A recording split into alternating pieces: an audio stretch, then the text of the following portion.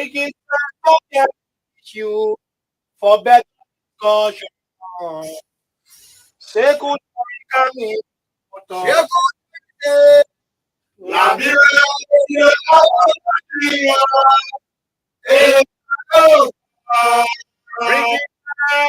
bringing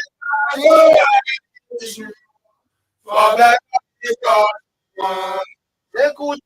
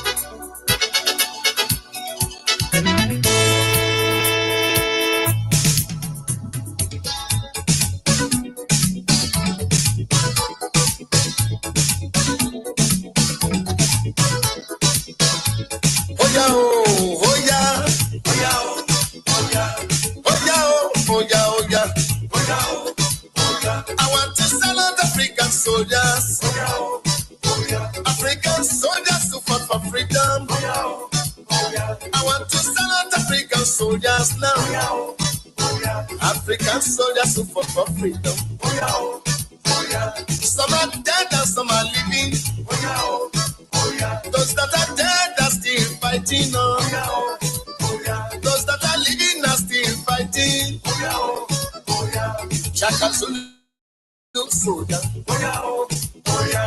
Listen, let's say African soldier. Now there's the way African soldier. Kwame Nkrumah African soldier. Jomo Kenyatta African soldier. Patrice Lumumba African soldier. Marcus Garvey African soldier. African soldier, show your power. Show your power and free your people now. Save your people. Save your people. Save them now. From economic hazard. Save your people. From political nonsense. I say save your people. From economic rubbish. Oh, save your people. From political yabis. I say save Africa. From economic jargon. Attention, African soldiers. La la sika se la la. Oh, la sika se la la. La sika se la la. We are still calling African soldiers. La sika se la la. And indeed, it feels great to be here this morning. It feels great interacting with the Liberian people.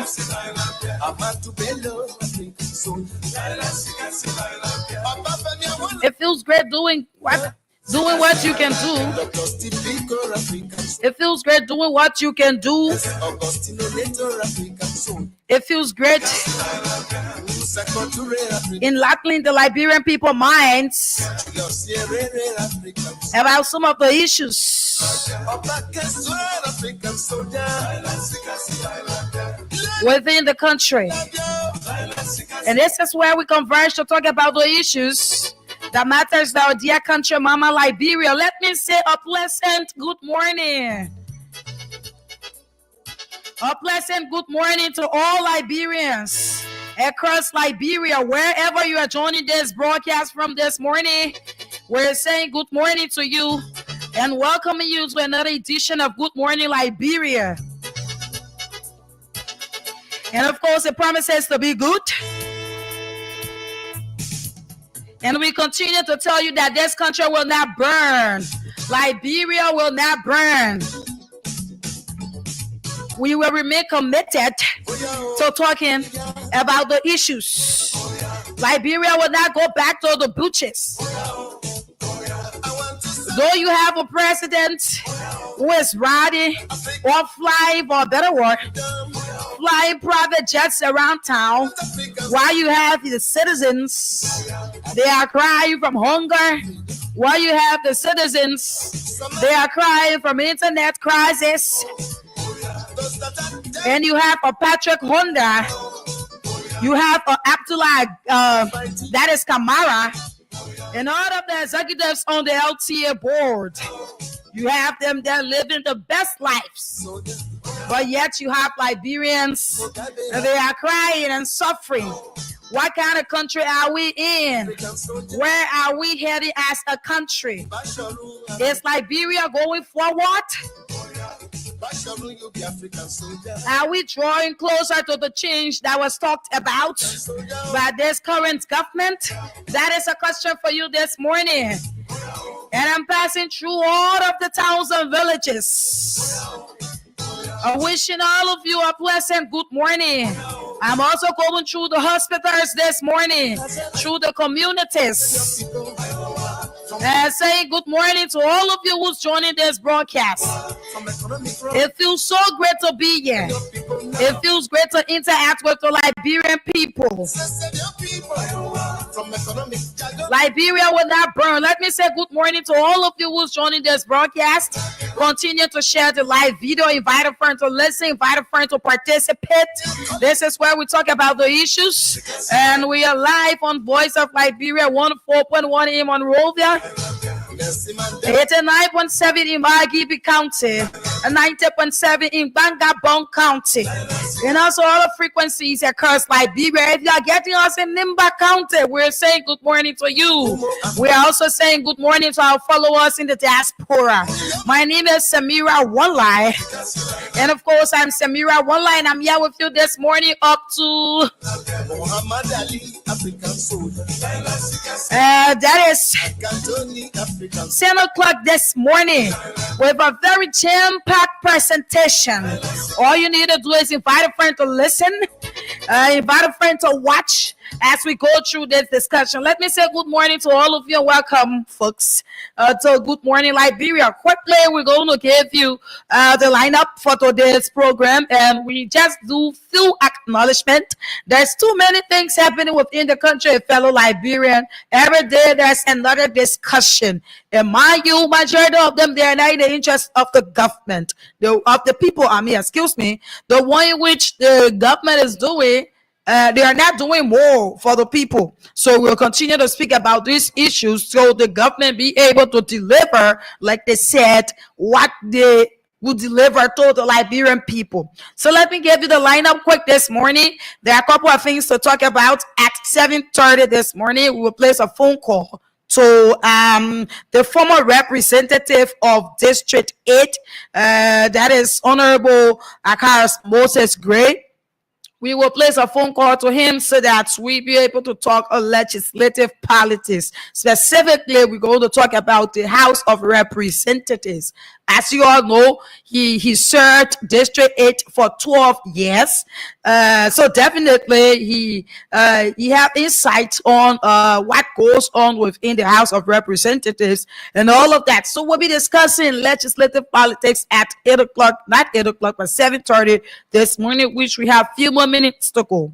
At 8 o'clock, we will pay host to Brian Brown, who is the media officer in the office of the embattled Speaker Kofa.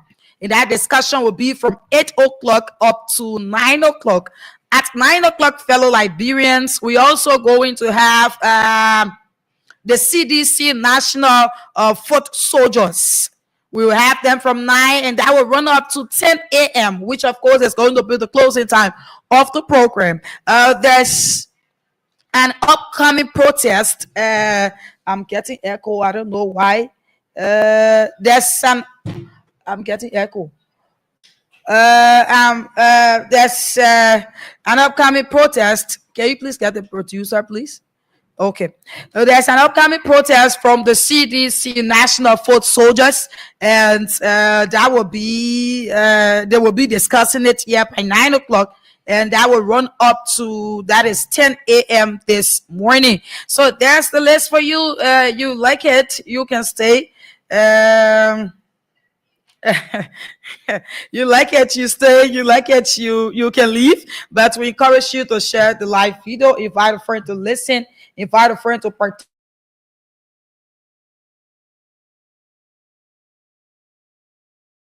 As we go through this discussion morning. Okay, so that's the plate. Let us get a few comments here on the live stream. Then we go quickly into what we are to discuss this morning.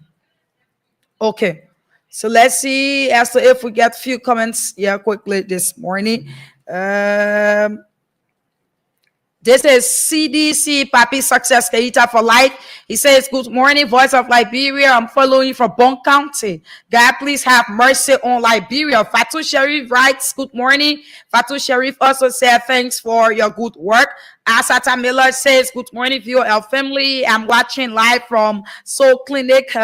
It's good to be on the show. We will just run through it, get you a few comments here. David S.K. Tukpa writes, good morning to Voice of Liberia family. I'm David S.K. Tukpa, watching you from Kakata Telecom Community behind Radio Kakata, and our branch in Kakata Telecom Community is off. Okay, we will place calls to see as to if we get it on. Cassie Johnson says, good morning, Voice of Liberia family. I'm Cassie Johnson, watching you from Omega Community. Thanks for your work every day. Kutape says, good morning, VOL family. I'm following from Banga City, Bon County, Liberia. Okay, let's take the short break quick and be right back.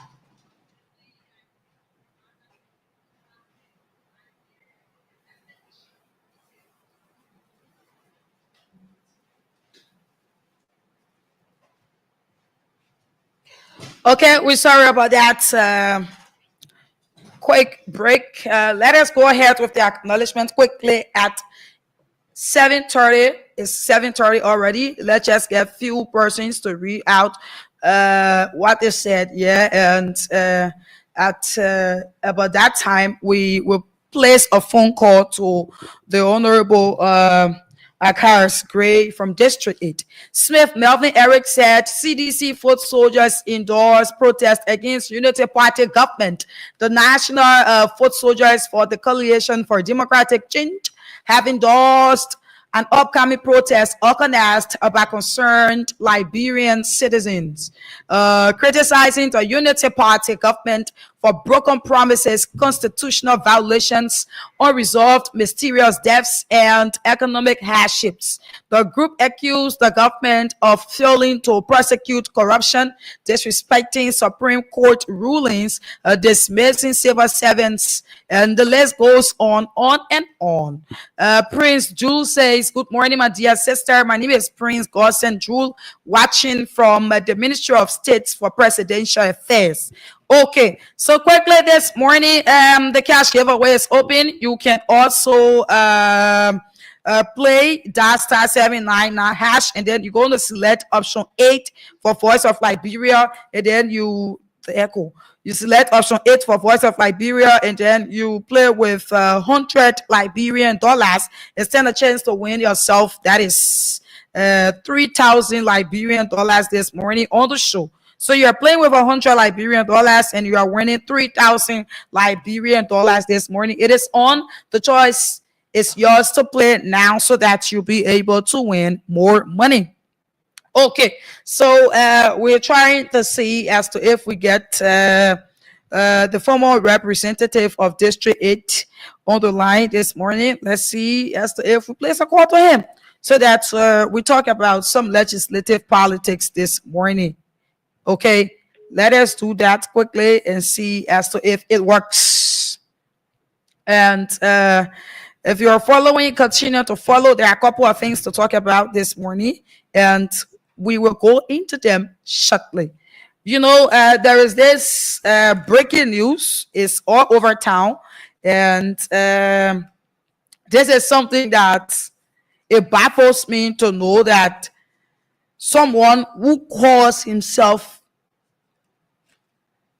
an honorable person who want to go that route, bringing themselves down to the ground, as if to say, you know, this politics thing, they are playing it with too many lies and anger. Yeah, that is how it's being played in our country. So the current vice president, Jeremiah Cohn, he appeared on one of the media platforms within our country, and he had a discussion. And it will shock you to know that the former vice president, not former, but current vice president, I'm sorry, he told the Liberian people on that platform, he told the Liberian people that the embattled Speaker of the House of Representatives attempted to negotiate with the majority bloc of the House.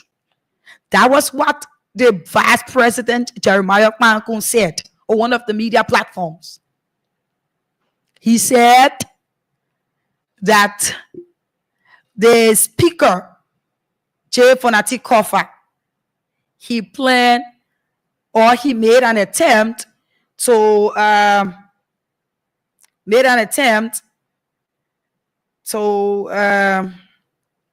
okay, let's see as to if this is the person that is calling back. Okay, so made an attempt to made an attempt to negotiate with the majority bloc. I'm sorry about that breaking. That was what the vice president said. And I'm going to play it. You will listen. You will listen to what he said. Here is it. Let's have it. Okay. Okay. And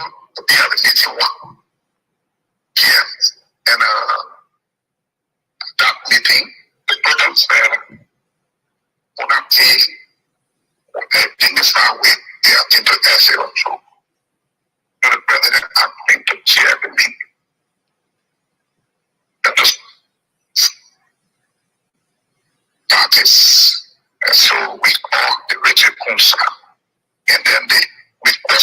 he made or laid is important for the three requested three issues. One, he wanted to suspend the suspension instead. Two, they are convening or giving convening.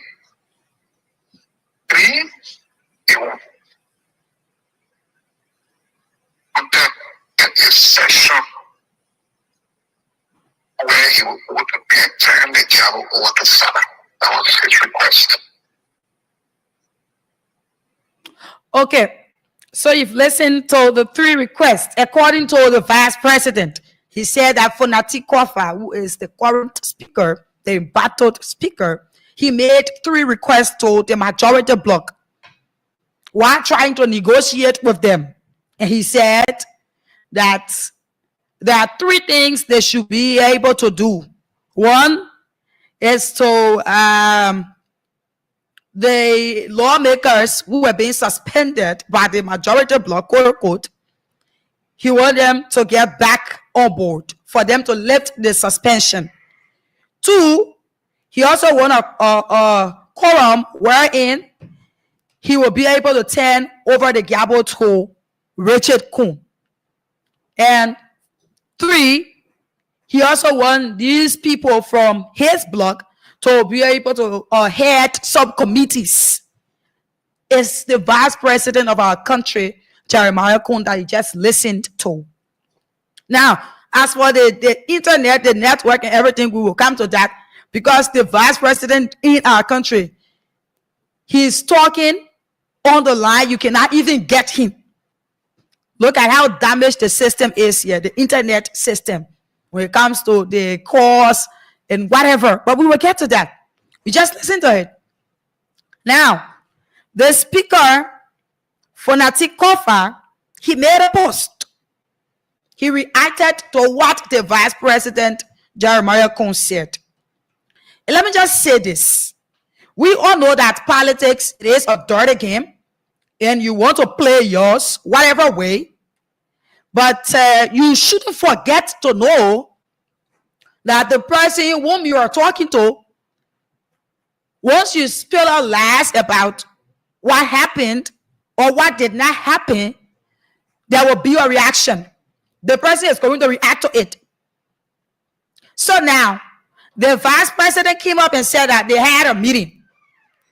And within this meeting, Fonati Kofa, who is the embattled speaker, he went on and he wanted to negotiate. And now, Fonati Kofa came up and said, that is a black lie. Nothing of such happened. And there was also a meeting held with Musa Belete, who's in the minority bloc, saying that he should go for the next speakership. He should be next on board. And also, Jeremiah Kuhn said that within the meeting, he said that he would support Musa Belete because the people from Nimba said that they need a speaker within the house. So he's not going to take Unity Party, sir, because his elders from Nimba said that he should support someone from Nimba County. And he told Musa Belete that if you're going for the speakership, I'm going to support you. Now we have different people entering the race already. But the main issue here is what the VP Jeremiah Kuhn said. What he said. The first and foremost thing is that these people, they bring themselves all the way down to the ground, that they just don't have idea as to what position they are in or as to who they are within this country. Look at the presidency. He brought it, the president Joe Parker, he brought the presidency to the lowest. The same with the vice president Jeremiah Kuhn. It's not bad for a call to be placed to you. That is okay. You can take calls and all of that. But there should also be meetings set. Right? But you, the vice president, anybody just call you, and then you just pick the call and just talk. There should be protocols. There should be protocols. You are the VP. If a person want to have you on that show, you're not just any lawmaker that Samara will just call you and say, there is this thing that is going on. Can you please respond to it? No, you are the second in command. So if you are being called, tell whoever that call you, say, look, I know how you want me to respond to this, but I'm not in the mood. Like, I'm not mood, but I'm not in the position to do so. Let us set up a time. But the president, the vice president, anyone can just call them at any time. There's no protocol as to how you have media engagements with these people. They just answer anyway. At the end of the day, they answer the call to say rubbish on the phone. That is what they do. Because if the vice president Jeremiah Cohn, if he had nothing else to say, he was just to keep quiet, then coming and saying that Jeff Fonatikova made an attempt to negotiate with the majority bloc on 3 counts. And he said that they accepted 2. But the one that the majority bloc said that they will not accept is wherein there should be a session if Fonatikova should turn over the gavel to Rachel Coon. Jeremiah Cohn, you are the vice president in this country. You don't want to be giving misinformation out to people. Because what you said, the man who you said that you people had a meeting and he said what you said, he came up and said that it is a black lie. That did not happen. There was no point in time that he had a conversation with you, particularly around that negotiating part of it. We all know if Fonati wanted to negotiate, he could have resigned since. But he keeps saying that he will stand and he will continue to fight so that laws can be respected in our country. That is what he keeps saying. It's the reason why they have been taking matter to court. He was being stripped out, securities and all of that. He told it to the Liberian people tomorrow. The government said that they will take securities and whatever from me, but I remain the speaker and whatever. He said that. So if it was to be a negotiation, that would have been talked about too. We were being and all, we have heard it. But at times you don't want to plunge, you being the leader in the country, you don't want to plunge the country into another thing. Because looking at the route that Fonati had been on and saying that he wants to negotiate with the majority bloc, it's not clicking.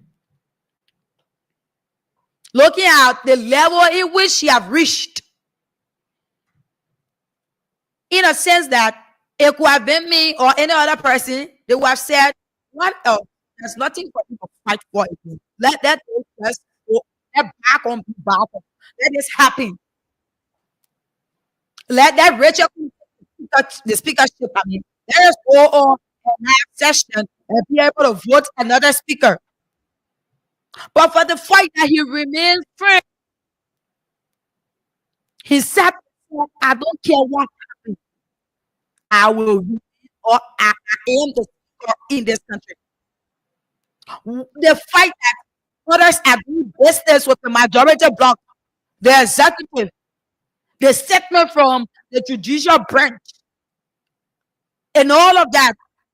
And this minister said, I will stay my ground and be here. If we have been another person who said, this is too much. This is shameful. Let me just let it go. But now, at this point in time, saying that he wants to negotiate, and you said on 3 counts, and the same person came out and said that is a blatant lie.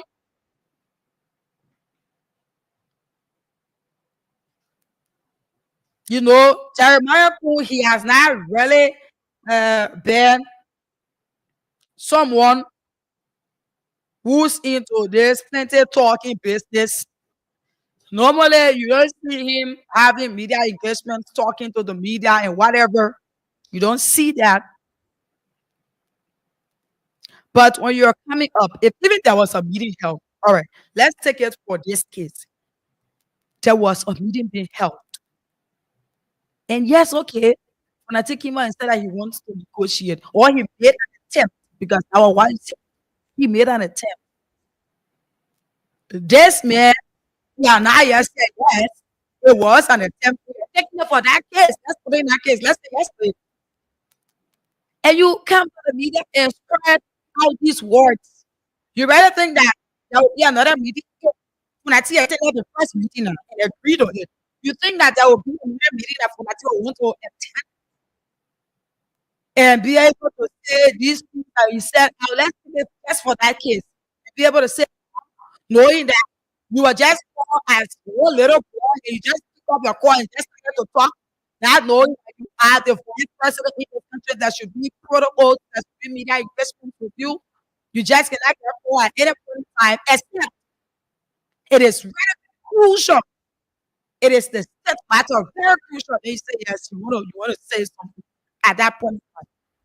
But it just didn't want, there's no evidence, you just started to talk. That there was a meeting being held and all of that. And you know the aspect about Nimba County, how you're going to support Nimba County, Musa ability, and all of that. Musa ability with CC Nada, he's with any political party. He was with a political party assistant. He said that he's not in any of neither the CDC or United Party he's a part of. So you know you take the errors of Nimba County Jeremiah Queen. I don't even think that you will even be a godfather for Nimba County. If it is people of Nimba you feel that you're fighting for, that you want to come and push Musa Belete and say, be the speaker or whatever. Musa Belete is good, yes. When it comes to proposing what he says out, yes. Political analysis, yes, you have it. But let's look at from the Jeremiah side. If you feel that you want to satisfy the people of Nimba County, like the way Prince Johnson, the list have been doing it, and you feel that you will take his place in Nimba County, I'm not seeing that. So if you feel that you're just getting to this politics and start to spread out lies so that people get to know you because you as a vice president, I don't even know as how many persons know you as the vice president in this country. You are not that woman. Though you serve as senator, no one even knew that you serve as senator because you one person that wouldn't have media engagement or to talk. It's even hard for you. But coming out and say the support stability and blah blah blah, all of these things is not helping for Nimba County for you. The godfather position that you want in Nimba County is left with the people of Nimba County. They're going to give it to you, though, but I'm not seeing you on that line. So you cannot say the others and blah blah blah. The one whose ability. So that's the reason how they're very clear in the meeting I had with it's actually he had a meeting with Musa ability. And Musa ability, he said yes, but he said that they have been having previous meeting. That's how it looks like. So he was going to call and he was being told that the people of Nimba County said that they want him as the speaker. So Jeremiah was able to support him so that they have a Nimba County speaker. The thing about tribalism and all of that, we have been playing in politics. So that would be another discussion for another. But Jeremiah taking to the media and saying that the embattled speaker he attempted, he wanted to negotiate, and let me read this from the embattled speaker page. Let me get it. Okay, let's see. As to if we get this, I want to read it from his page, right? It's where we are going to read it. Why he posted is what I'm going to read. So 7 hours ago, he said lies, twisted lies and distortions. I listened to the distorted and inaccurate comments made by Vice President on spoke few minutes ago. At no point in time did I negotiate with the vice president nor the president to resign. My position is and has always been let's return to legislative normalcy. One, by removing the illegal suspensions. Two, restoring the rightful community heads. Three, returning to chambers and discussing all matters, including their complaints in session. The VP asked for a white ballot on Richard Kuhn, passage of the budget and discussion of committee after a new speaker. I rejected all that. We came to no agreement. And the next day, the Minister of Justice gave an opinion on the court's ruling, which was written for him. But the most telling thing is that the vice president's appearance and inappropriate comment on a radio talk show exposed his hand as the principal mastermind of the whole constitutional saga. I remain firm on the side of the law. The executive will continue to ignore the law or the rule of law, but I will not waver. Thanks.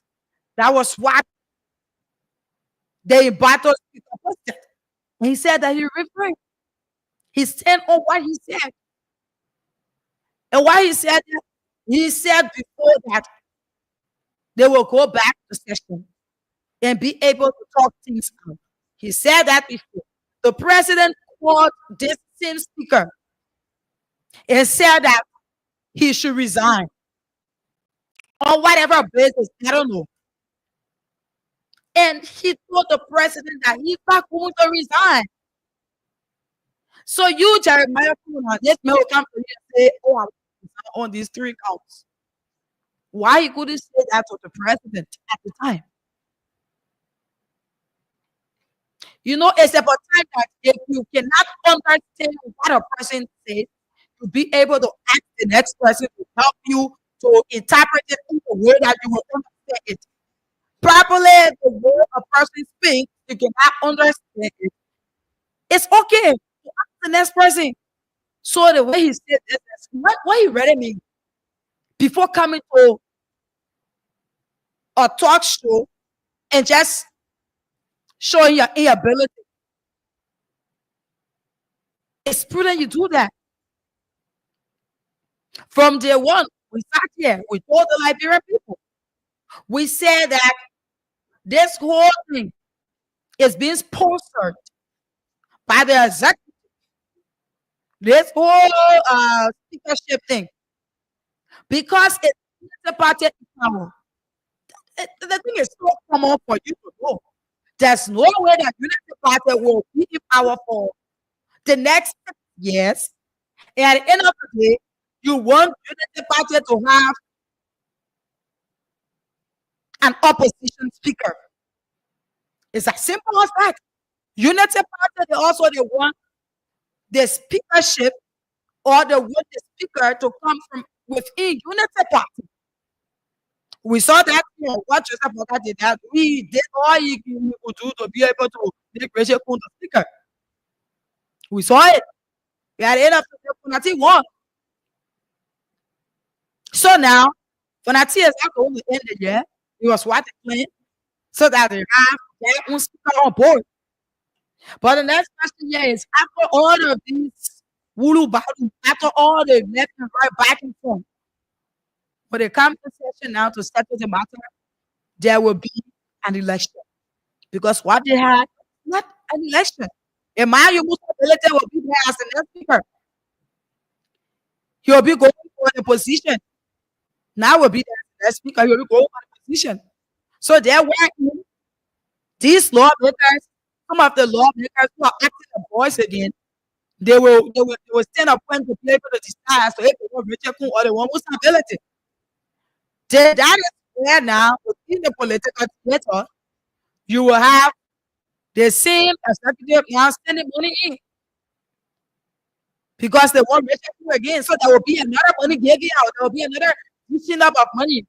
That's how the Liberian people money is being used on irrelevant things. When the common things are there, they cannot even be settled. That is how the money is being used. You will have them. They will say, Richard Kumu's ability, let's put money into it so that Richard Kumu can be the speaker. Because now you have to have an official election for the speakership. So you see the kind of country that we are running.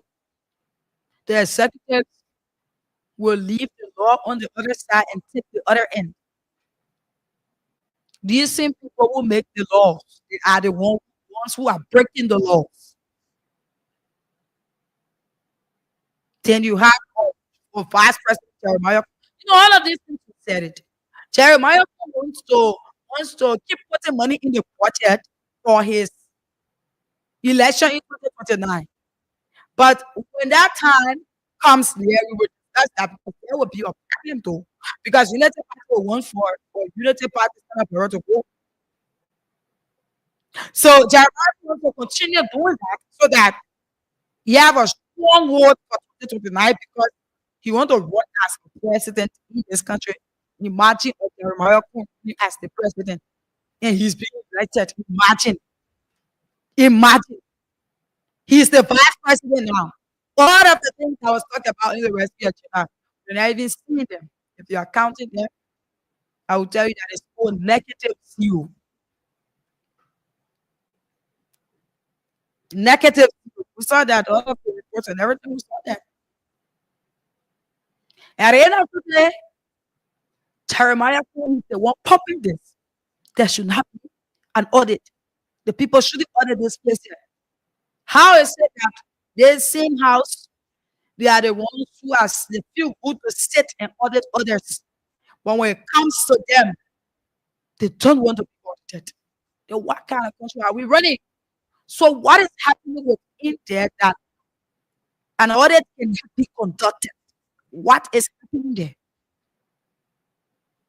So at a point when we want to say that the lawmakers are our problems. You people elect your own problems. Then you have your uncle saying this and wants to negotiate. He wants to negotiate because and then he gave 3 counts and blah blah blah. If I was to negotiate, it was to be nonsense. That's what I mean. But even you want to negotiate now, I will tell you that if you know that this is what you wanted to do, you should have done it ever since. Instead of wasting time acting as if to say you want to respect the laws and all of that, you know that you go right back to this same thing. If you want to negotiate, that is fine. But if he continues what he's doing, that's fine. The Liberian people, they are watching. Let me just tell you this. You may say that left one at the just rest. But do you know what? The Liberian people, they are watching. They are watching how this government continues to behave unlawful. They are watching as to how the courts will come up with a decision and it is not be respected by these same officials. People are watching. Yeah, for that people might not be making impact. He might just get to one position, but there are people, the Liberian people, they are watching. They are seeing as to how this government is behaving. Based on what you do, that is what you will be. That is how they will grade you to take you to the next level. But if you sit there and you say that your government is spoke of, you people talk about the rule of law, the next thing will play one of the teachers. And at the end of the day, the same rule of law is not being respected by you. You want a speaker to leave his position, to resign because of the right reasons, or because you feel that look at how our mentality in this country is so backward. Look at how we are so behind in this country. So they are saying that the president will say, I know that this thing that you're doing, but just leave it, just resign. How can a person resign without getting due process?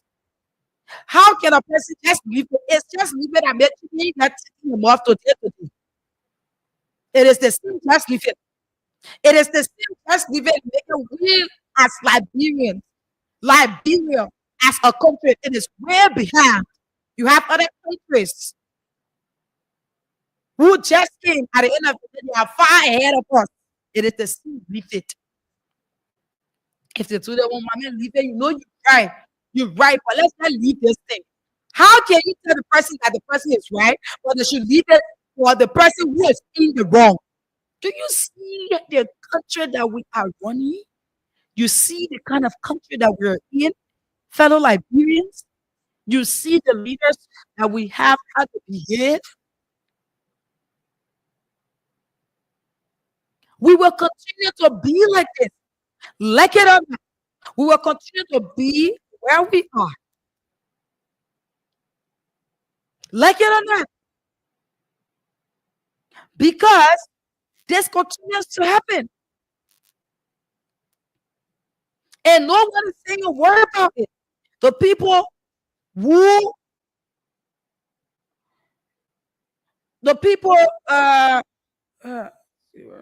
okay, the people who we're looking up to say, let's put these people there, let them be our leaders. They cannot even behave like leaders. Jeremiah is there saying something only because they feel that he wants to run as the president.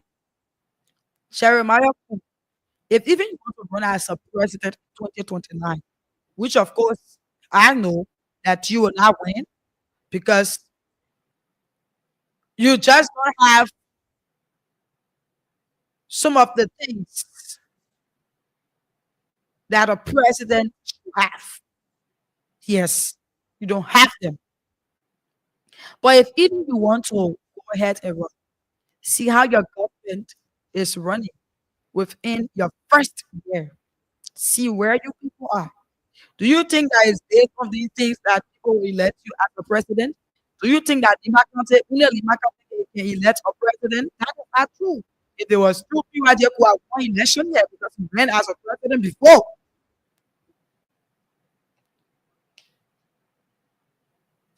If it was true.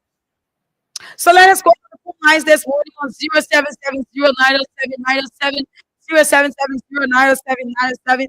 To be able to hear Liberians, 0770-907-907, 0770-907-907.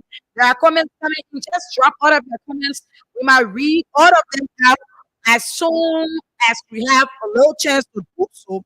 We will do it. 0770-907-907, 0770-907-907.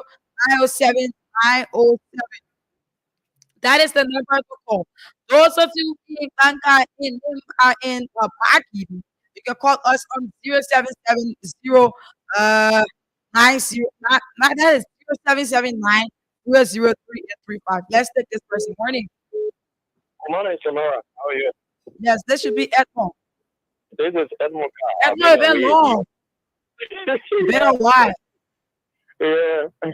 I always for that book will get different compare with somebody so you know that get easy. Yeah, always found.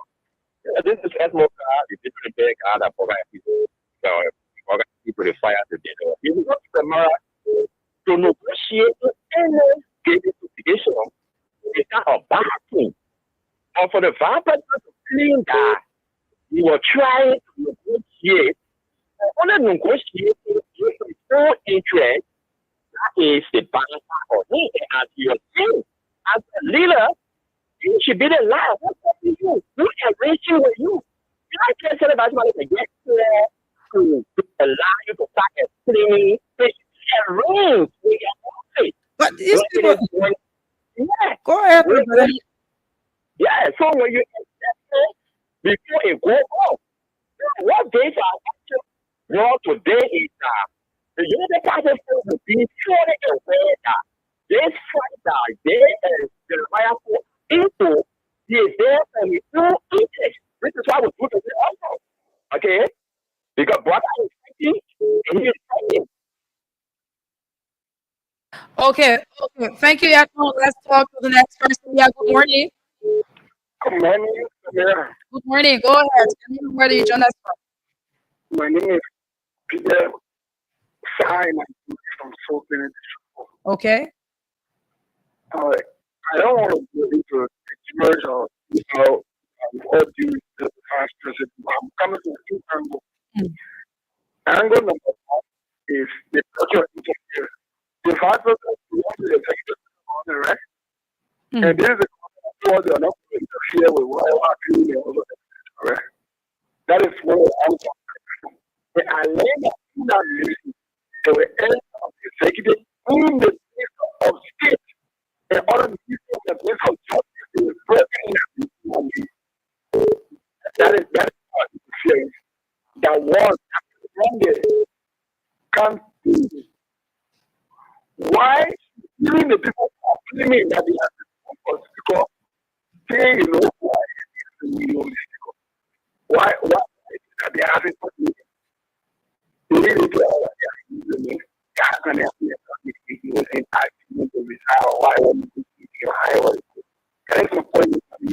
Okay, thank you. We have a guest that I could talk to. So we just open the lines, but we will just take the first and be able to our next discussion. Let's start with this person. Good morning. Yeah, good morning. Where do you connect from? I'm glad that one. Where do you connect from? Where do you connect from?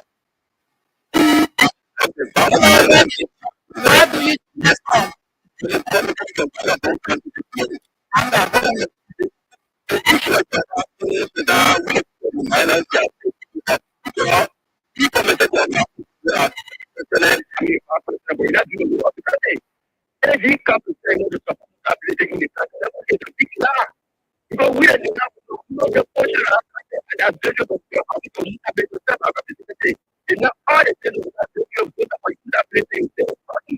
we know us.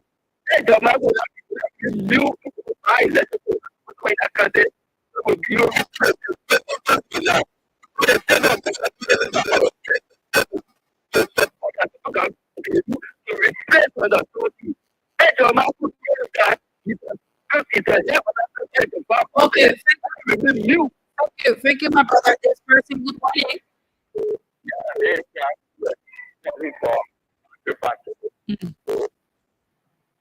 Hello? Go ahead. You're right. Yeah. You know, the United Party movement is the local education system.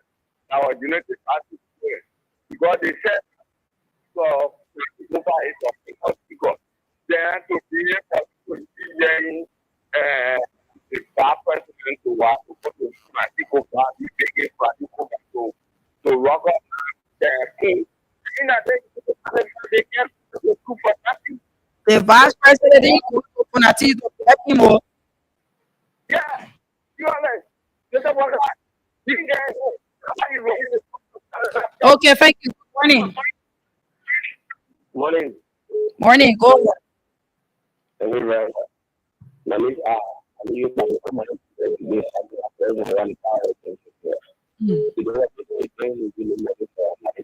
I want to see the bad good on the screen. You see, it's not anything. Calling somebody, maybe a colleague that did you, you want to movie, call you to press beyond it, and you're going.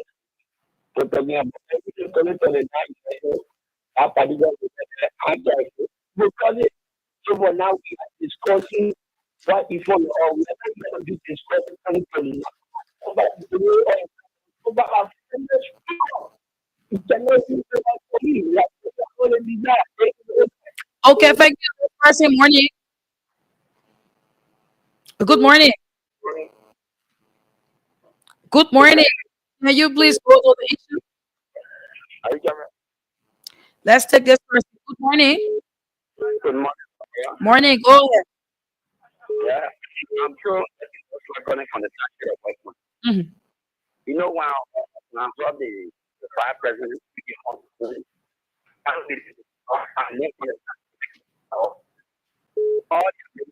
the director and the who are like, I believe that I told my I'm a criteria, I say that thing, get this way. So in that street, all those people they are lying. They are very, very lying.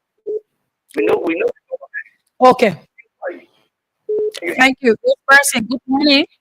Good morning. Good morning. Go ahead. Yeah, what was I was talking about the way the way things right now really. I'm a friend that my friend that is told me about. Well, the only thing I've just said before is try to pull it and follow to do a lot of work. Really, because this is a personnel on video last week. They talking about transport traffic. But then nothing we have seen going on to be achieved opportunity.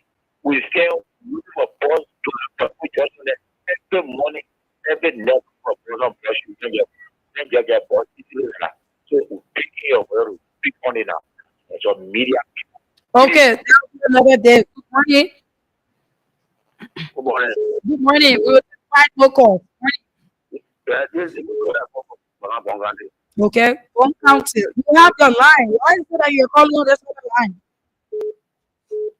Yeah, because I told you all I do it. I want my input. Okay, go ahead. You know, I want the young people, some of them that can go on the radio, let them know that they are the future leader. They just be the living people.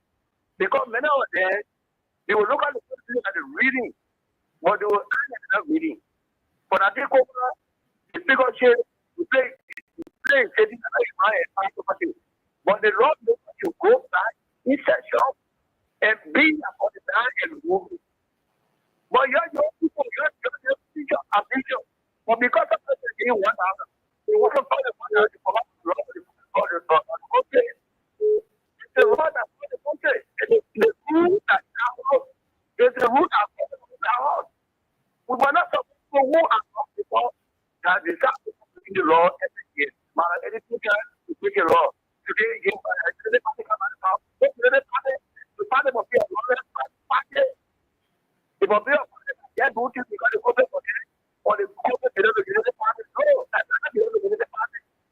The party is a institution. It's a political party. Okay, thank you. Good morning. Morning. Okay. Let me issue the communicate with the people that I personally have nothing wrong with that. The public official, if you want to talk to them, they should talk to you. The only thing is, as public official, don't be critical that he's saying in different things. Now it becomes a problem for you. Okay, so that's your own view, my brother. Entitled to that. Go ahead. Hello? I said that's your view. Entitled to that. Go ahead. Yes. So, the president can talk to anybody at 20 times. Can we move on to the issue, please? Yes. It's okay. Another time. Okay. All right. Thank you. So we take 2 more calls, then we move over to our guest that we said this morning. We will speak. So good morning. Good morning. Morning. Okay. Yeah. Was something to that. The first time, sorry, my name is James K.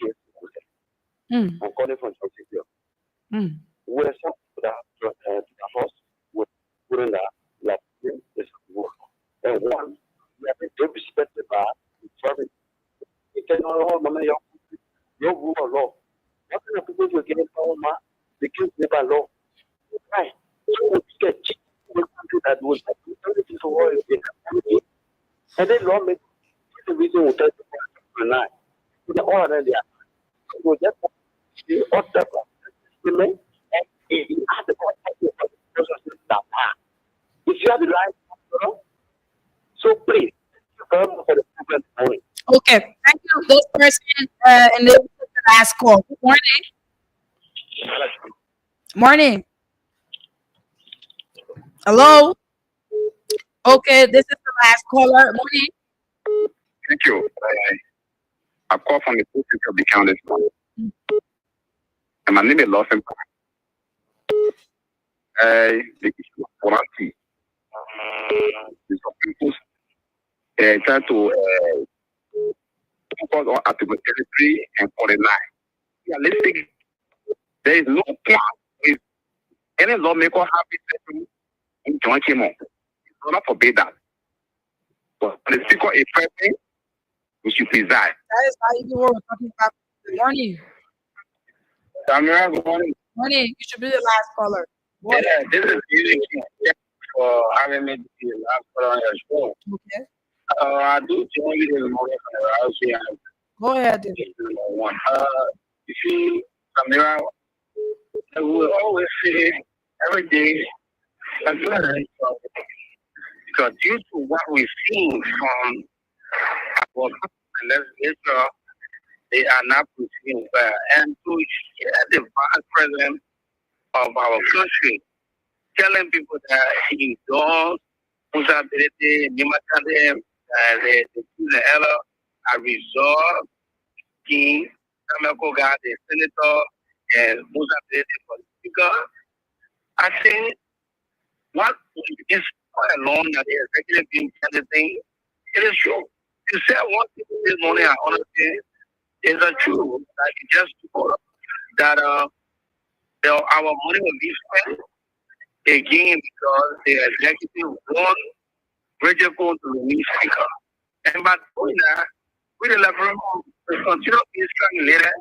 We now have, our things that we want for us to survive. Thank you. One of the regular callers, this should be Brahma Williams. I'm just squeezing him if it is him. Morning, my brother. I see you looking away. Okay. Let me say who I guess is this morning. Mm-hmm. This morning. My name is president. Okay. Samira, you know the issue of the bad president. Because we don't expect the bad president to start the way he do it now. You know, Samira, there are many discussions. This guy can have people. But you will not hear another person to take the discussion and then simply it. So it's like the person was trying to see the speaker back. That's the reason why we need to decided to publish that discussion. Even if they were true. There are many discussions that have happened in the speaker. We have had discussion with other people when they get to the discussion. Okay. So they make a now the government. Okay, thank you for getting this class up because we're not taking more calls. We'll continue with the call after we get through with the conversation with our guests. The cash giveaway is on. We're giving out 3,000 Liberian dollars. And all you need to do is dial *799# You want to see the list of radio stations, you select option 8, which is for Voice of Liberia. Then you play with 100 Liberian dollars and stand a chance to win yourself 3,000 Liberian dollars this morning. So like we said, that by 8 o'clock, we're going to pay host to Brian Brown, who is the media officer in the office of the invited speaker, and also a Liberian political commentator, and also war crimes court activist.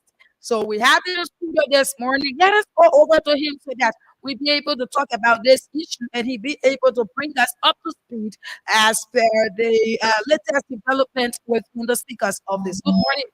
Okay, let me get this off. Good morning, Brian. Good morning, and my dear sister.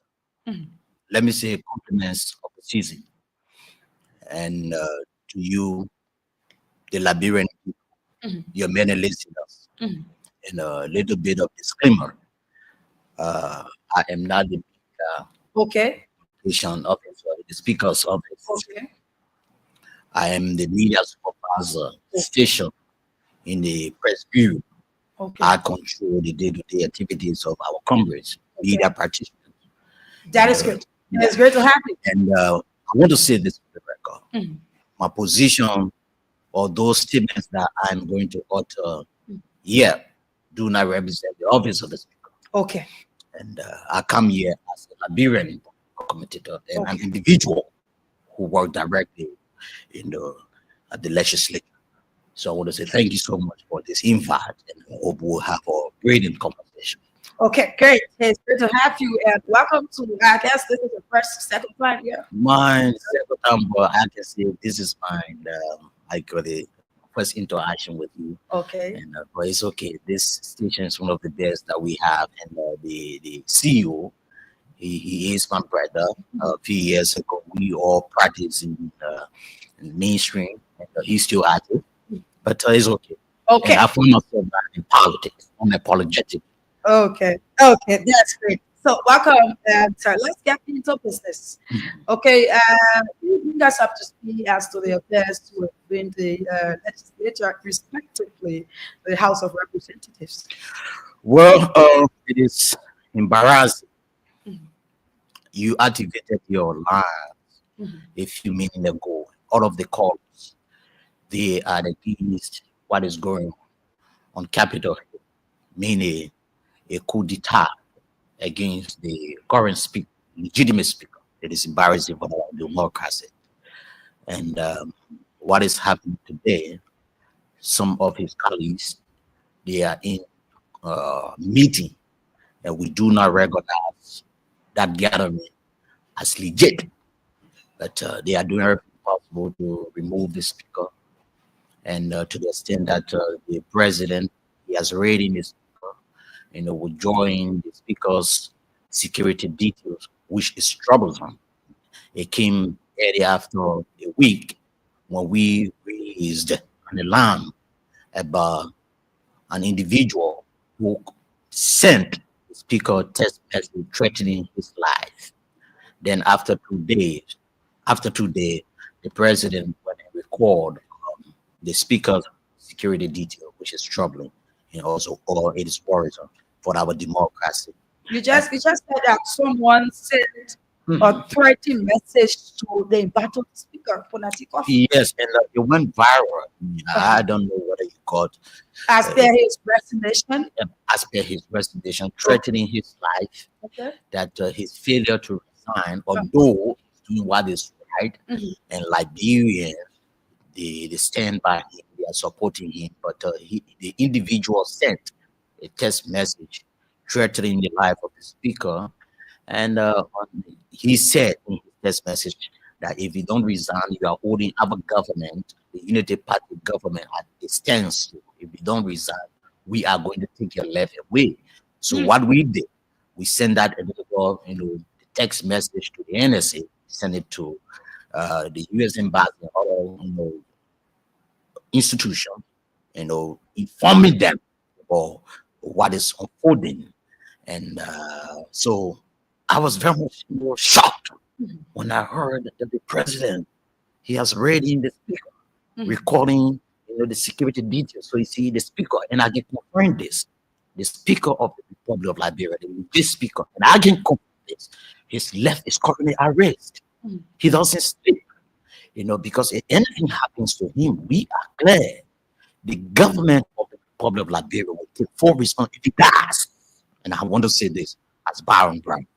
If the speaker dies, the government, if anything happens to the speaker, the government of Liberia will take full responsibility, and we will retaliate democratically.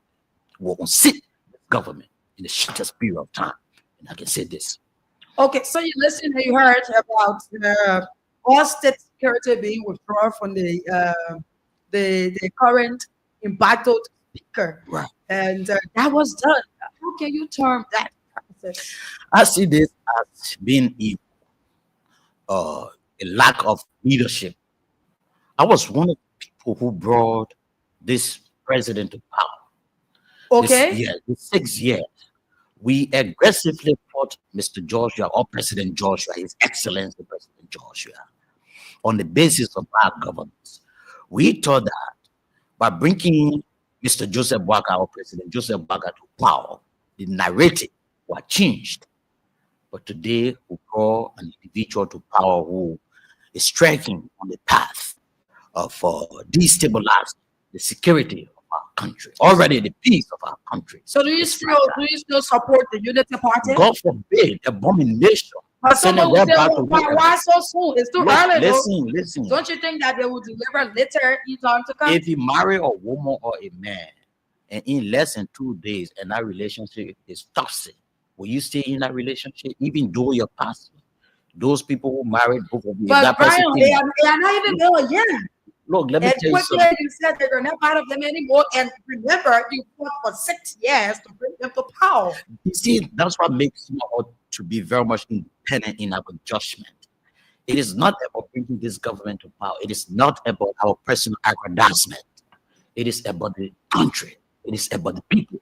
I was still within the circle to tolerate or to defend, preposterously to defend the act against the Liberian people.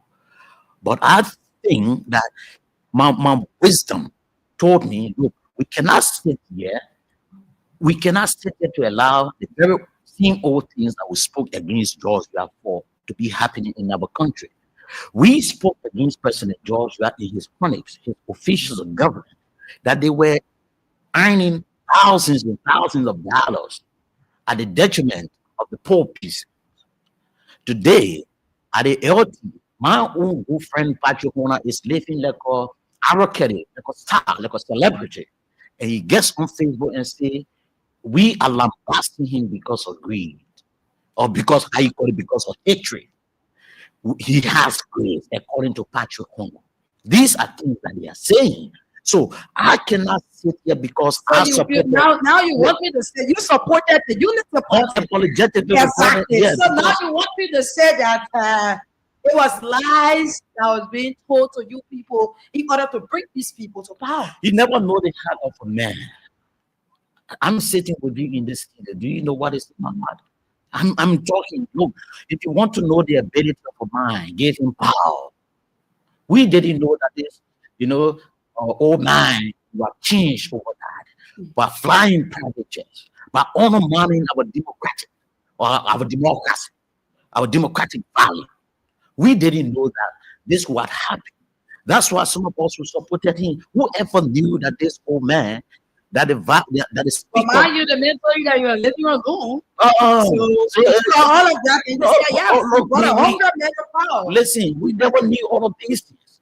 We thought that this man, we wouldn't have undermined our democracy. Today, he's all in the trenches working with some of these representatives and people to remove this speaker. And this speaker who came or who comes from the opposition, and he has been working with him. So what more do you want for this man to do? How will we govern as a country that this man said that when you come to power as a government, it is under the moral obligation that the speaker or the whosoever should come from your party. Speaker Kofa has not been a regular speaker. He has been working with his executive in order for this country to achieve, for his government to achieve. To the extent that even in the CDC, his own or executive friends, they have problem with him. And he said, look, gentlemen, let us change this narrative. Yes, I acknowledge the fact that I am an opposition speaker, but we cannot use this to divide the country. It is now time for our nation rebuilding. So today, seeing this very same man, that man worked with to, get on this identical trajectory, but undermining the speaker, is sad. And that's why he has accepted what the vice president is doing. Jeremiah Kuhn as well. That was where was getting waiting for you to get through with that question. You saw it on yesterday. Jeremiah Kuhn, he had a statement made on one of the media platforms, and he talked about the speaker. He said that the speaker made an attempt to negotiate under 3 circumstances, which of course he meant. He said that these people who were suspended by the quote-unquote majority bloc so that they be relieved from their suspension. Number 2, so that individuals from the minority bloc have a position to be able to spearhead some of the committees. And 3, on the grounds that a session be held and he, Fonatikofa, be able to turn over gavel to Richard, and hours later, the embattled speaker made a post. And he said that it was all lies. Now it is clear that the executive, they are working with the majority bloc, because you saw the statement from the judicial branch. Yes. You saw that, and mind you, previously the governor of Liberia, they said that they couldn't interfere because it's legislative politics. And these people should be able to handle their own issues. You're right. It was the same reason that everyone is speaking. They tried their best. But now you're seeing that the executive, they are deeply into the legislative politics. Can you make a statement on why your vice president said? Look, I have never in my life seen a diabolical liar, a dishonest man, an intellectual cookie. He's a chronic liar. Look, he's an infested liar, the vice president. To the extent, the statement that he uttered last night, or those statements, even in the executive mansion chat room, Unity Party folks, go on the social media right now, they are condemning the vice president, his statement. Look, when the law says he works directly with the executive branch of government, so the statement he made, it is tantamount to impeachment. The statement of because the law forbids another branch of government interfering into another branch of government. And the vice president came out last night by saying, look, the speaker came to me. He said, oh, I mean, what kind of lie is that? While the speaker has said, even if you read all of the communications from the U.S. embassy, those people are clear.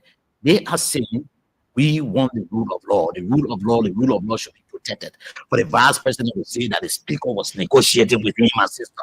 How possible would that be? Look, let me say this to the people of Liberia. Speaker Konati Kofa will not resign. And what the vice president said last night, see, brother, listen to two of the callers from Nima County. They just called and they said, look, it's a complete disgrace in their world. They term him as a complete disgrace. Look, in our country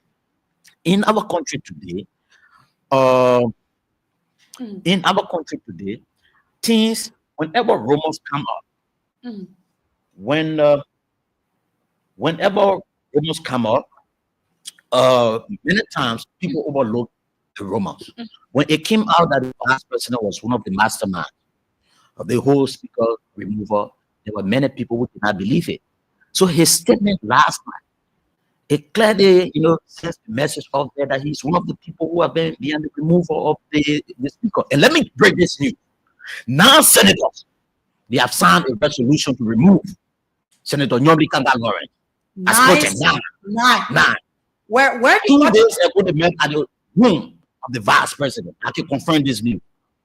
The vice president, the man is fighting. He want to have grip over. Let's take our time on. Now, Senator, this is breaking. So let's take our time on the prior. Now, you said that 9 senators met at the VP house. Right. So meaning it is the VP who is orchestrating this plan. Right. Why? He wants that domineering power. He wants to have dominance. He wants to have dominance or power. Look, if there's one man, God forbid, abomination. If there's one individual who is praying right now for something bad to happen to the president, is the vice president. They make him wait to get to power. That's why he sees. Listen. Okay. He sees these individuals like the speaker, Nyomli Kanga-Lawrence. He believes that they have political, how you call it, they want to run for president. They have political ambition to run for president. And he thinks if these people stayed in power, what will happen is that his chances of becoming president in 2029 will be very slim. So he's fighting, he's doing everything possible with the likes of Prince Louis in order to have the power. So now, senators, I'm giving you this information. This is the same Baron who went publicly on the social media and said there were representatives who met in the home of the vice president signing to remove the speaker. And many people did not believe one exception. And today, Liberian people are condemning the act. This man, in the coming week, never you allow me to come in this studio. I put my integrity on the ground as far on ground. Many people will vote me. Never you respect me. In the coming weeks, if Senator Nyombi Kangalore is not on the political spotlight, never you allow me to come in the studio. The vice president, he has pumped in money for 9 individual senators. They are lobbying right now. They want to remove all these people on the basis that these people will be powerful. They are doing everything possible to remove all these people from their way because they want to have control over the budget. This is where the country is. Okay. This is why all these things are happening. Okay, so because they want to have control over the budget, that was what you said. So if the pro-tem, if, as you said, if the vice president, Jeremiah Cole, wants to remove Yombi Kanga, then who is in the next line? Who you think will sit as the pro-tem if this happens? Because mind you, let's go back to the House of Representatives. Right. The vice president made it clear that he is supporting Musability because his elders from him said so.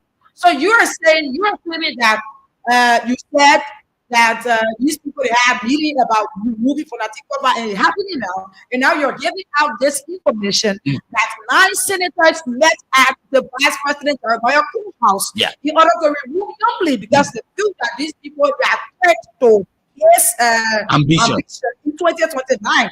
And now you have Musability, who is supporting. Looking at how Musability plays the politics and everything, do you think that Musability will say that if Jeremiah supports him, if he happens to be the speaker, that is not yet, we are not seeing that yet, but if this happens, do you think that Musa will work along with Jeremiah? Well, I stated previously that those statements made, they were all discriminatory. I said that. Even for the Musa, yes. So, when I say, the man is what they call the vice president. Look, we have to say this. There's no way to hold it back. I'm not insulting. People can lie and lie. There's no way to say it. Liar. Maybe you have to find another way for me to call this. But he's a diabolical liar. He wants to gain public sentiment to present. Look, if there's one sister individual in Liberia politically, you have to give it to Mr. Musability. We are not perfect human beings. This Musability, I'm not a spokesperson for Honorable Musa Hassan Berete, but listen, when the late Councillor Bronskin, when he was left alone, who supported Councillor Bronskin at baseball? Berete risked his businesses in this country, turned through up into the Liberty Party just for a while, or the late Councillor Bronskin. At baseball, he stood back Councillor Charles Bronskin to a last. Another person, and it's not comment. So when Benedict says he's for you, nothing will change.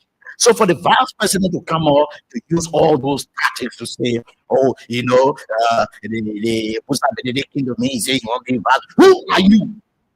Politically, the man is not branded in the market. Had it not been for the Supreme Court and all dubious actions that were done, you would not have won in Nima County as senator. That case went to court. They had to compromise that case. That man is not loved in Nima County politically. As Senator Prince Johnson may his actions rest in peace. Who are you to say you are the political godfather of Nima County? That's an act of braggadocio. He should stop playing around here. He should stop playing around here. To start coming up with games to say, Musa Benete, the speaker coming to me. That's a lie. The vice president needs to stay out of legislative politics. Okay, looking at he should focus on governance. Okay. Let us stop, or dividing this country. This is not the type of country we envisage. Okay, the first and foremost thing is that the executives should not compare with go into business with the legislature, whatever, when they're having their apparatus and all of that. But we are saying that the vice president is deeper into that, even saying that he's supporting a particular person is being said on the media. So many the executive now. The whole policy about not going into the legislative politics, it is happening within our country. That is like we are going to. But now let's look at the president. All of what is happening, you see that the president Joe Walker remains very quiet. All he do is fly his private jet around town, use the Liberian people money. Why all of these things? It is happening. My sister, if there's one person you have to be afraid of, it's our president, the man that we all brought about. Let me see something about the president. Yeah, it is not government. You know, we established the CPP. Yeah, it is Aaron not Costa, government. Aaron Brown, the rest of the Congress. You know, we gave life over the opposition bloc. We risked everything that we had to give life to the opposition bloc to remove Mr. George, our president, George out of power. We were in this. Let me narrate this to see how the president is in danger, very dangerous. Is. You see, when you look, the president is like a beautiful horse over the mountain. Let's say, how you call it? The wall or hill. You see that when you say, oh, the horse found will go into that horse, you feel bad. That's how the president looks. You see, he looks quiet. They say they mean a peaceful man, but he's a dangerous old man. Okay. Number one, we were in a CPP. We never knew that woman was playing game. He told us to embarrass Mr. Cummings. We told Cummings to all come the budget. They only are supporting it at the same time doing business with the other bloc. That's how he behaves. He presents himself as if he's a reconciler when he isn't. That's the type of person we have today as president. So we never knew all these things that the woman was collabing with the rest of the people to remove the speaker. Told the speaker here they went abroad. All while they presenting himself as if he's in line with the speaker. Not knowing this man playing game at the same time with these people, the cool people. Okay. So you're saying that it was a planned thing. It was a planned thing. Talking from here, went out of the country, it was planned that he be removed behind his back. Behind it. Oh, let me say this. Your law been removing speaker, but this one I ain't worried. Look, these people, they are more worried than the speaker because the IMF, the World Bank, the American government will not place their money in this water. What it call you? There will be a major decline. Just watch what I'm telling you. You think the people place their money in that water or the January annual address? You think the American people will come sit outside Mr. Kuhn, recognizing him as the legit speaker? You think these people stupid? America believes in the rule of law. We will break all of these international partners not to recognize this guy as the speaker. Funati Kopa remains the legitimate speaker of the Republic of Liberia. Your one in office not going to take it. We'll go put office different place. Let me tell you. But Brian, I would say that he's fighting a losing battle because mind you have to like hear people business. It's also going on. No, man. And also everybody working with the majority block, matching the script, the man, all the security, everything. No. And even his speaker salary is supposed to make everything. Go to go. Oh, when it is salary, no, man. Wait, when it is salary, no, listen, it is done illegally. Look, if I'm married today, I look at my wife. I say, I want you. I throw my woman thing out of the horse. The woman will go. You think I would say I would not be worried. I would still be worried, my dear. I would still be worried. You know the reason I'll be worried? Because I did not go to the court to do it in the confines of the law. But a line, it got to be an agreement. So at the end of the evening, you know, I'm using this analogy now. Even if I carry girlfriend to my house, I'll always be worried because if my wife comes there, although she no longer lives with me, she's no longer in the house, but my wife has the legit right in her home to disturb that identical relationship. So you see, no matter what happens, the fact that Speaker Kofa has now come up publicly to say, I do hereby resign, they are in trouble. They are more worried than the speaker. So all these things they are on, don't mind. Look, my sister, the speaker remains the legit speaker. We are in this. We will not back down. He's not going to resign. He remains the speaker and will protect the rule of law. But the rule of law that you're protecting is not being respected. It's not being respected by these same people. And you're saying, and the continuance, you know, is going on. The executive continues to strip the man of his or of what he's supposed to have as the speaker. And he's been left with nothing. You know, it's just a losing battle now. Then where are we headed as a country? I mean, just be your telephone now. Liberians will be calling for the protection of the rule of law. Where are we here as a country? How long will we keep doing this? So the Supreme Court is the final arbiter of justice. Yes. Whenever the Supreme Court interprets the law, it must be protected and defended. and respected. So To see what is happening today, it clearly indicates how we are as a country, who we are.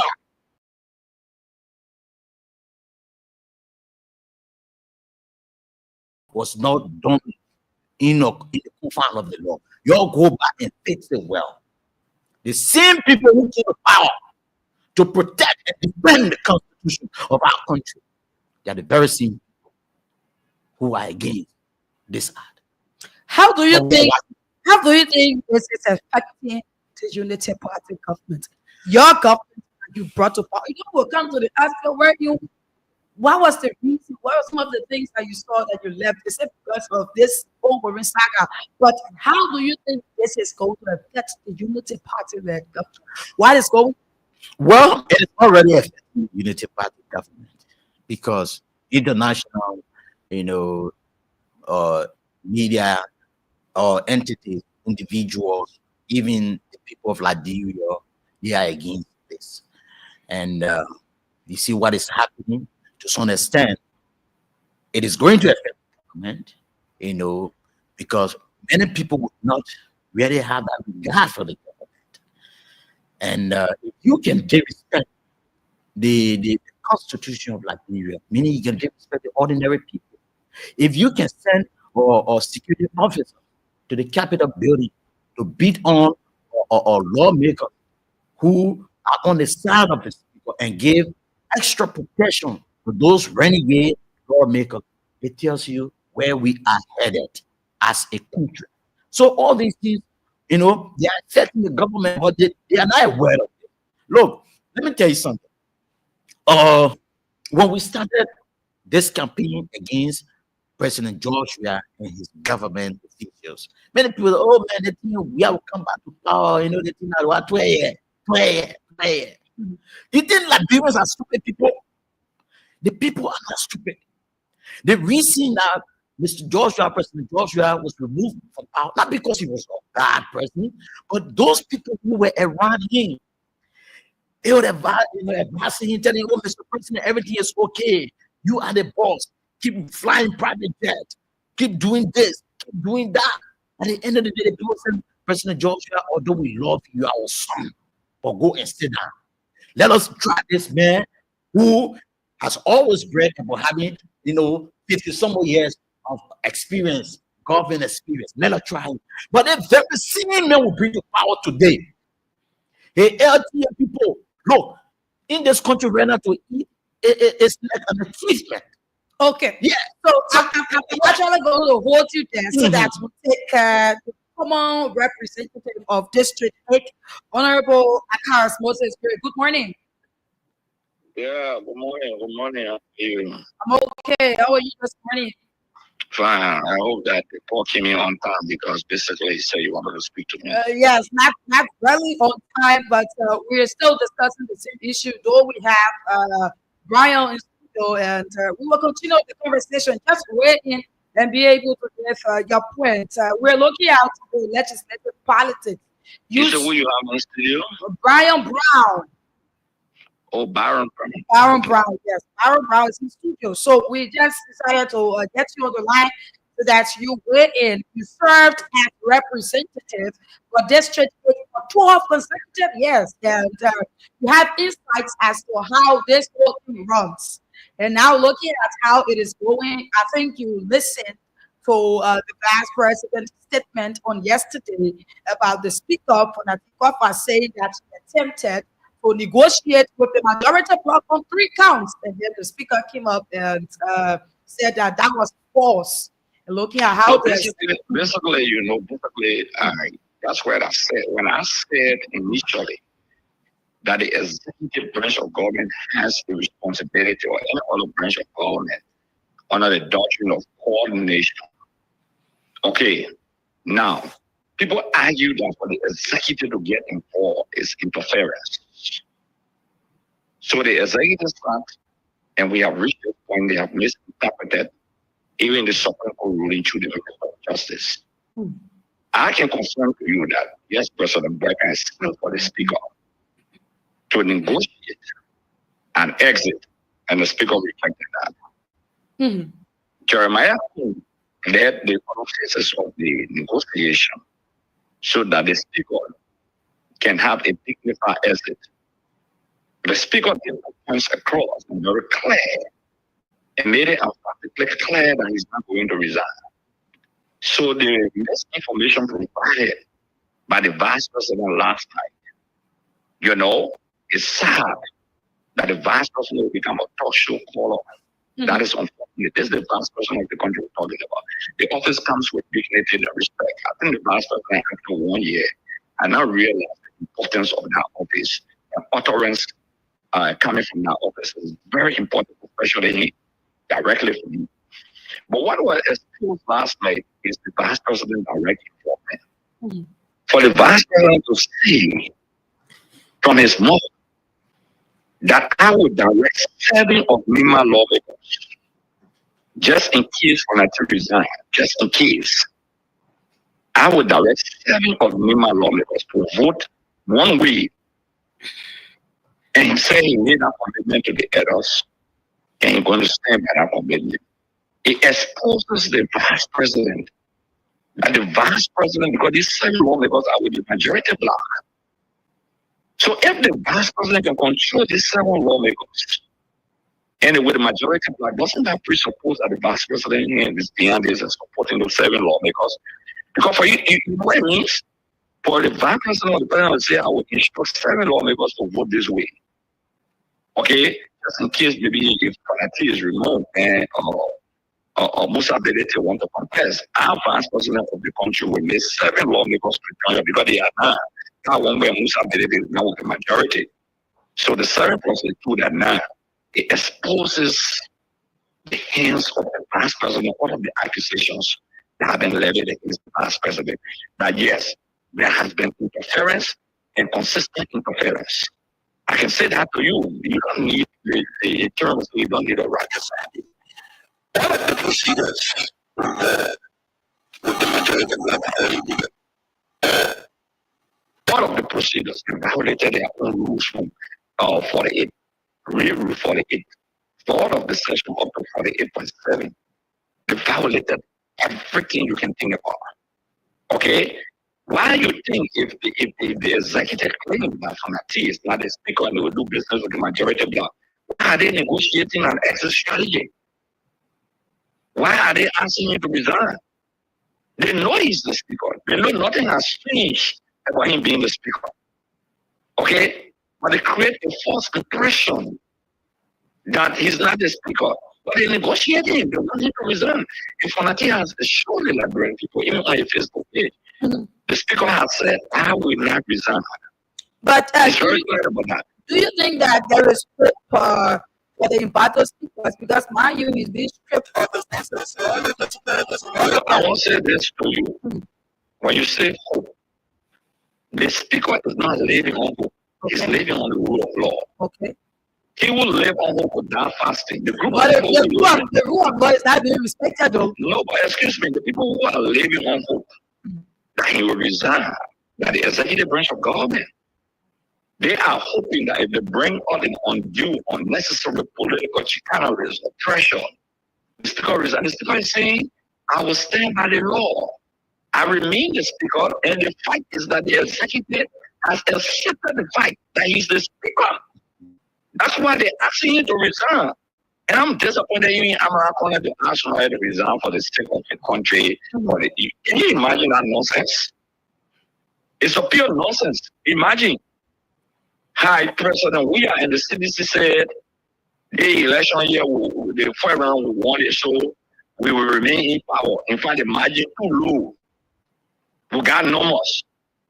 And then they say for the sake of the country, Joseph Brega leave it. You think you need the party are going to leave it? Who are passing all around? You think you are going to leave it to say for the sake of the country?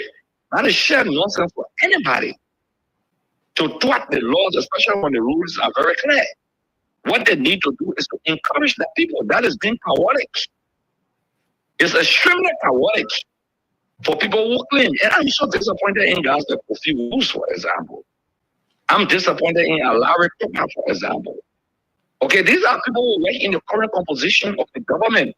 In Germany, my friend. Okay, even women pay, my friend. These are men who stood against dictators of the country. These are men who stood when rights were being abused, when constitutions were being thwarted in the country. What's a human rights advocate, Kofi Woods, who is running the executive mansion behind the scene as national security advisor? What is his advice on the security aspect of the country? The country appears chaotic. We all know that. What advice to the police who use excessive force in protecting a group of people? A human rights advocate, the man who sued fire school for abuse of the fundamental rights of people, Kofi Woods, Alare Toba Yala J, who is the chairman on governance today, the head of governance. Okay, can you imagine that? Governance of the country? Where's the voice of Alare Toba? Where's the maximum hypocrisy? Where's women who fled the country during terror time? The Lands and Minister, where's Augustine P. Gafwan? A former student leader of the University of Liberia, who challenged dictators in the country. Where's Gafwan, the finance minister? Who stood for the rule of law? Where's my friend Johnny Pierre, Minister of Information? We went to school together. Okay. We're students at the University of Liberia here in Women Pay. All right, Honorable, very quickly, let us ask this question.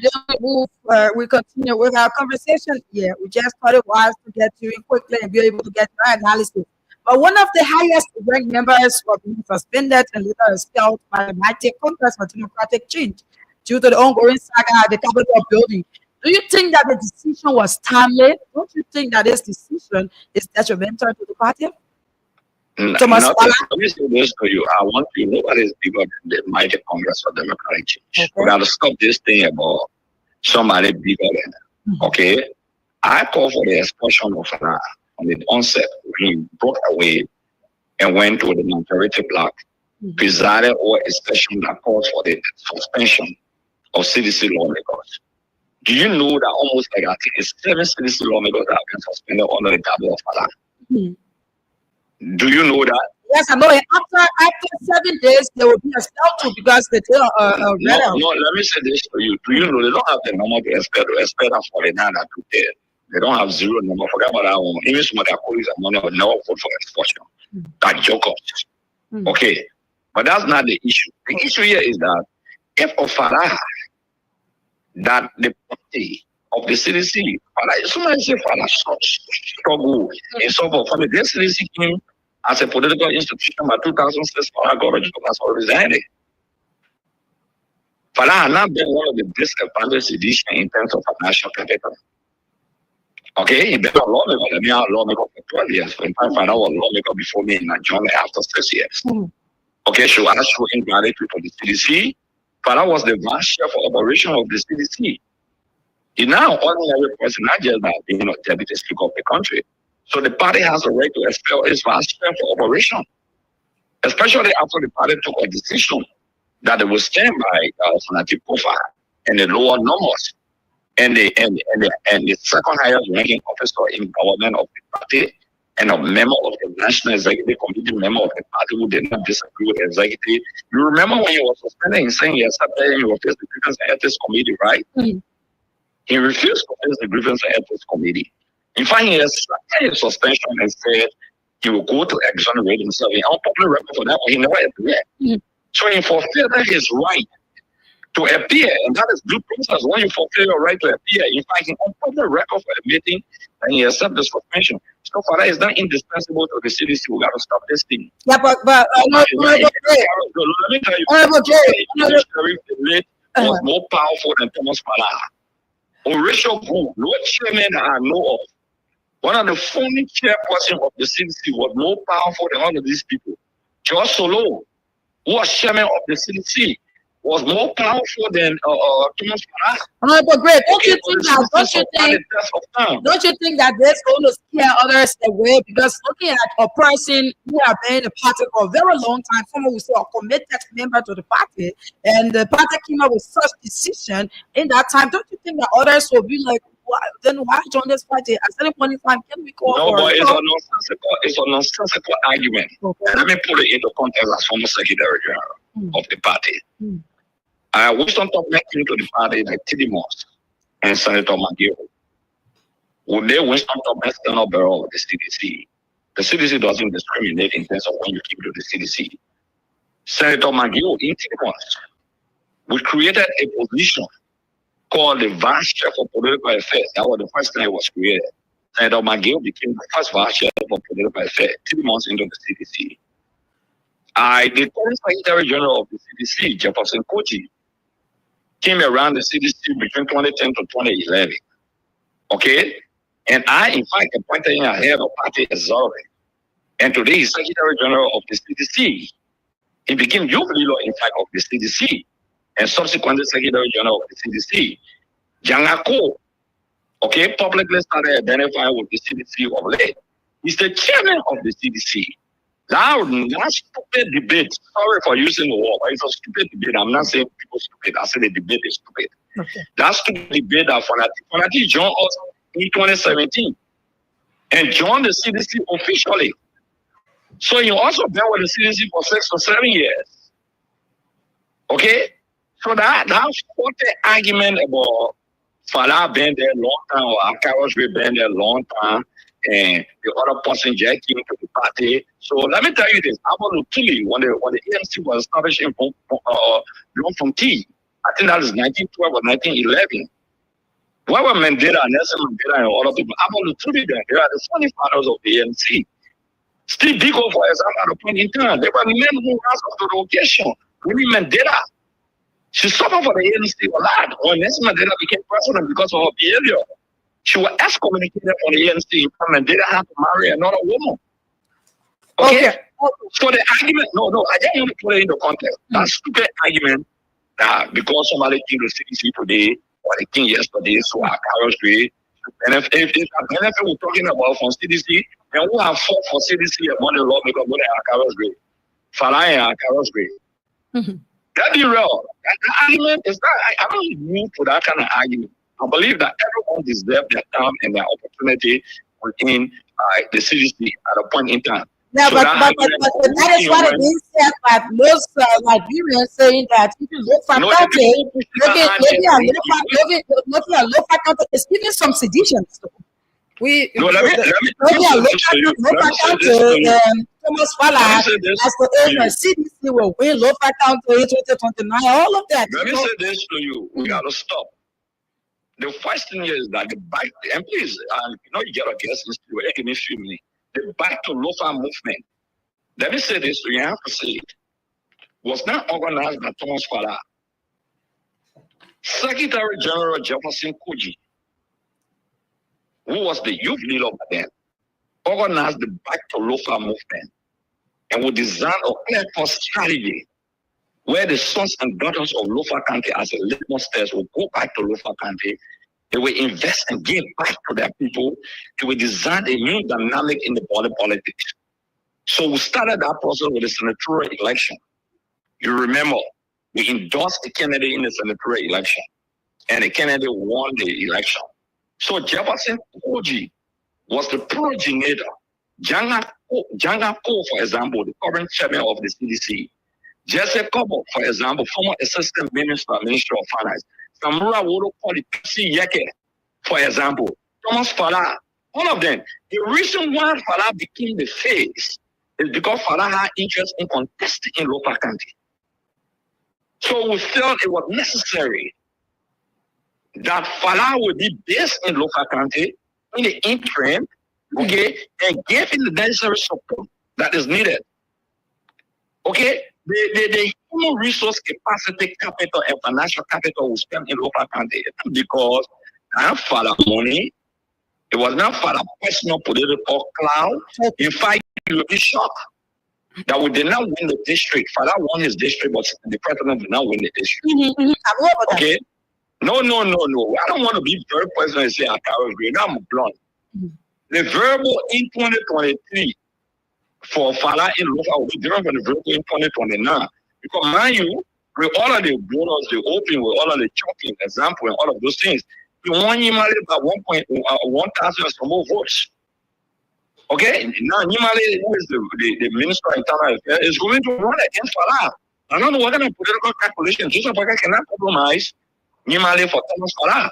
So for people not to even give Jefferson, imagine Jefferson took what the entire soccer team, the entire sporting activities in Lofa County to attract the young people. He got the musicians from Lofa. He got the players from Lofa County. He led for the first time that Lofa won the county league. Okay, thank you so much. Those were not studying intended for somebody to say you win Lofa. See, I never won Lofa County before. I don't want to do radically. Somebody to believe that Farah can deliver Lofa County. Why he didn't deliver Lofa County in 2023? Why won't district in Lofa County president? We are the win in the district. So yeah, I support Liberians tomorrow to turn out in that number before I just leave the language. Yes, we have the CDC post soldiers here. They are going to appear too. So we will not just CDC post soldiers. We have people that just CDC is quite a problem. Okay, that will be discussed. The information. Unity Party, women who are General Unity Party endorsed the June 7 protest. Okay. The Secretary General Unity Party, Joseph Burger, endorsed everybody. I expect the CDC, the ANC, everybody to endorse the children protest. Okay. I expect them to do it, but tomorrow I will encourage people to do that. Okay. I'm not a originator of the protest, but I support everybody who want to get involved into that, and it should remain peaceful and organized. Thank you very much. Thank you so much. Thank you. So you just listened to the former representative of District 8. Yeah. Let's go over to my cousin's. I'm so sorry, but we have to take that. Exactly. We have to take that. So back to the place, we go to the phone lines for Liberians. We were on a discussion about the speaker and all of that. You people had insights as to how this runs, and you are a political commentator too. But let's have it closely with this question. Now, what do you think is the best now for the Unity Party-led government? Looking at the way in which the country is running, you were within the Unity Party, you know as to how it runs there. You know individuals within the Unity Party. You just made the public to know. I'm not a member of the Unity Party. I said you were there. So yeah, we even talked about your black ass, how you behave, and also you gave a breaking news that senators would meet at the vice president house in order to remove the pro-tem Yomli Kanga. How do you think this is going to end?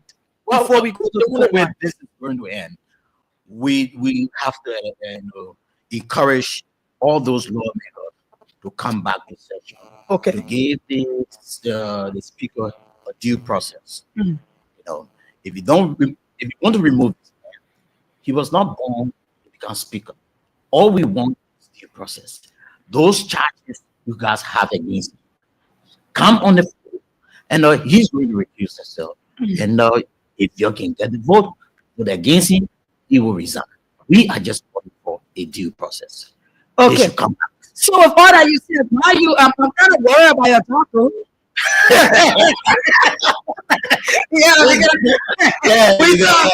have the information ministry there. So nowadays, when people are talking, they're thinking about the jobs. So you see the kind of country that we run. I understand. If you even put some of us in the desert without water, we will survive. It is not about the protection of jobs. Okay. I'm not qualified to do anything. Government is not a way. Yeah, some people, what you're doing, others will not do that though, because they feel that they're getting little or nothing from the government. So they will see the truth and then they want to cover it. Yeah. But that's a great way you're doing. But let's take us, listen to the callers. Brian, we have Brian Brown in studio. It's not the right pronunciation. It is Baron. Okay, Baron Brown in studio here. Listen to him, 0770-907-907. The number for you in all of the counties there, that is Lopa, Nimba, Grand Cape Mount, wherever, Bon County, Margibi County, Grand Bassa County. You call us on 0779 003-835, 0779 003-835. Those of you in Monrovia, 0770-907-907. We'll take a few calls. We have our next guest here. Let's talk to our first caller here this morning. Good morning. Yeah, good morning. Morning. Your name and where do you join us from? My name is from My brother, Zimbabwe. Where is that? This is not your line, though. Make your point quickly. Yeah, Tamura. The way I'm going to say is tomorrow our people here.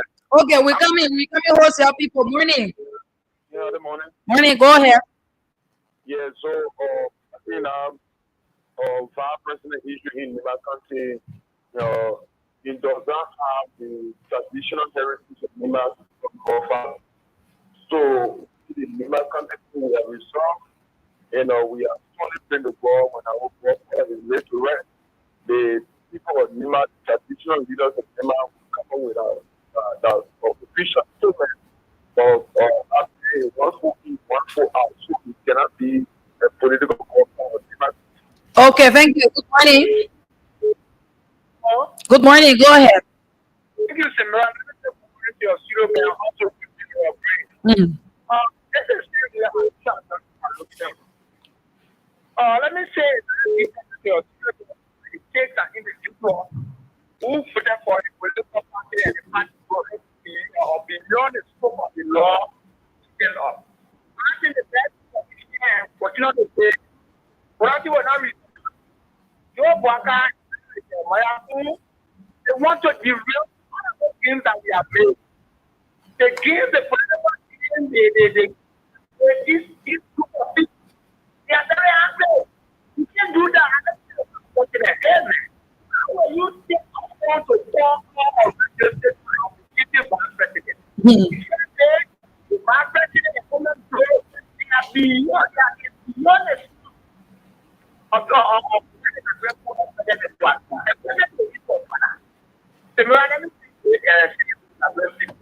the city of group has no doubt. The city is we anyway we are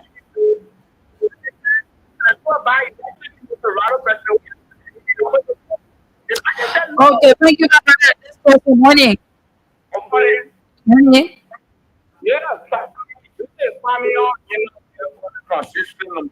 Okay. Listen to this. I will be one of the Nigerians that will be completely disappointed if the speaker resigns without due process. The speaker fights in line with good character. The fact that in the international community in Washington, what the government is more in the local review of the dubious of the former chief justice, the removal of the special position officer, and down to the societal habit. This government was dramatically failed. You know how to say that the government is complete failure. So I will be as a speaker. I will be for this bill. Grand Crew, let us be on the Okay. Okay, thank you. This person, morning. Morning. This person, morning. Senora, good morning. Good morning. Yeah, Senora, good morning to your studio guests. My name is Doma Wutakin, I'm the detective resident. Senora, the studio guests, what I really enjoy from him when he said, Senora, when you give it dating on woman, and through that dating, you be a plan for marriage. If you see the attitude of the woman, you can let them go. You don't even go through the marriage. Because if you go through the marriage, you accept everything. And that's why the common honorable men just did. They thought that the United Party was the alternative to change or to bring some of the thing that they were saying, a good president, we are not going on well. They thought the United Party government or the old men were going to do them. But now the old men are going to be worse than even president we are. So I think the Bible says, watch and teach it. So they are seeing everything now, and thank God they are teaching, all the narrative that they thought it was wrong doing president we are trying. The old man is elevating most of it. Or even more than before. And now the women said, no, are you sure? So if we used to remove speaker through due process, the women said, no, no due process. If we used to have any position, that person would spend our time, the women said, no, I can't have anything from there. So no business are usual. I want going on in this country. Thank you for the time of this one. Okay, thank you. This person, morning. Morning.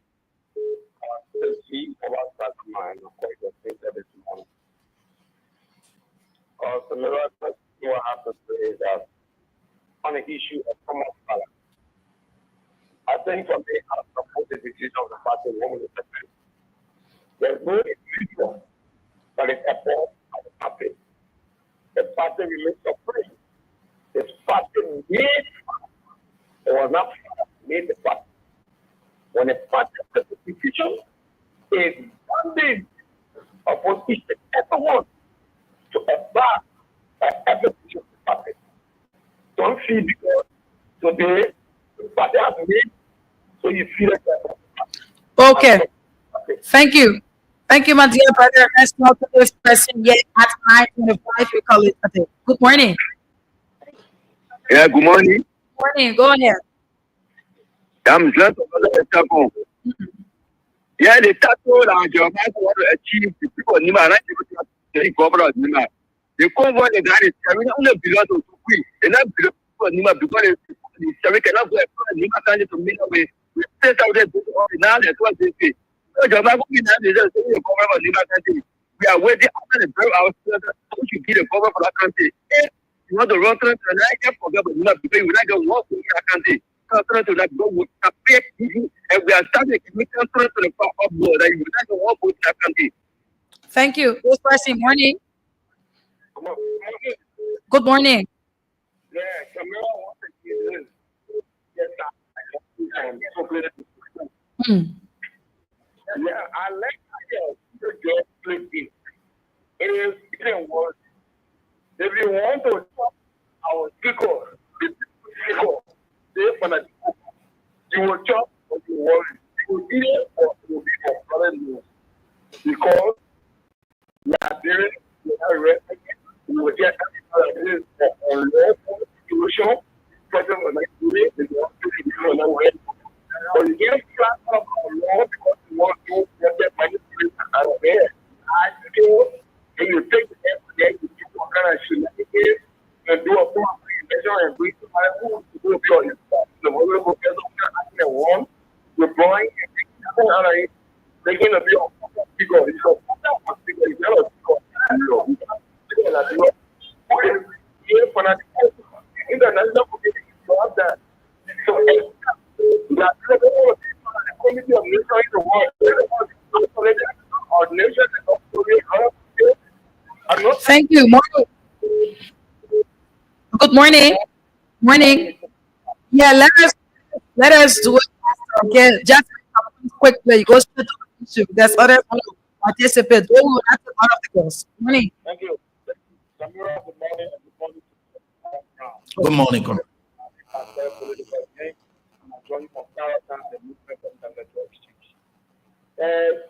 want to background for the institution on the issue of a illegal removal of stock. But I also want to begin when I hear him starting the government. The fact that the institutions who stood very fair should get the government and we have I don't know what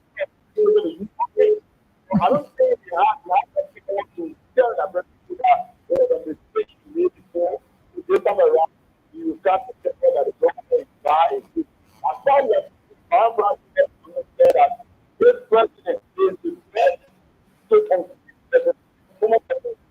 Therefore, Thank you. If you want to respond to that, he will respond. I can ask your questions. Good morning. Morning, go ahead.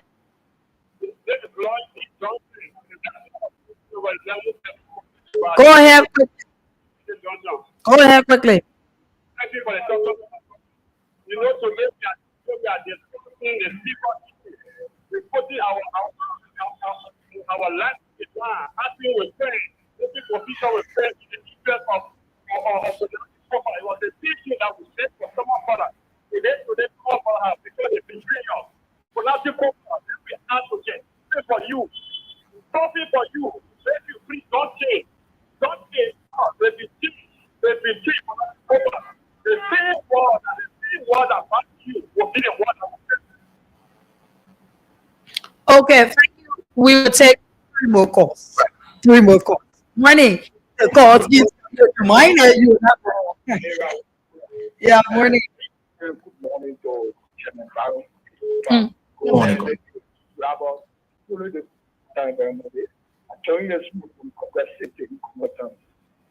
Let me appreciate the Backgrund for the technical discussion. You know that the Backgrund, we were seeing a disaster of community organization. We were seeing a collapsing, we were seeing a ethical water. We were getting the gas for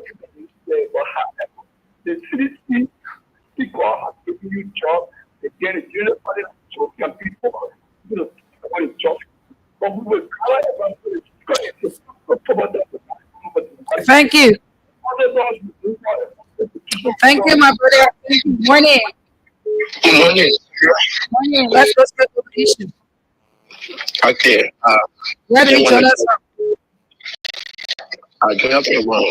I feel how we represent. Yes, let's go ahead. Okay, I just want to appreciate Brian still there. You know, they say was and cheating. Even though we told them that they probably were not going to take care of the country, they probably were going to fall and destroy the country. The way they destroyed the city, they were there propagating the wrong message and personal we are. But how be it, we accept it and thank God that they are come to realize that the person who they support against the interest of the country. And to get this call about dynamic speaker, the political my brother go and rest and show that Liberian people they have given their support. They have given their all to protect the speaker. Okay, thank you. Morning. Let's take the last caller. Yeah, we said 3. Let's take the last caller. Then we go over to our guest Backgrund. Is that it? Yes. Okay. Okay, this is our last caller. Morning. Morning. Go ahead. Okay.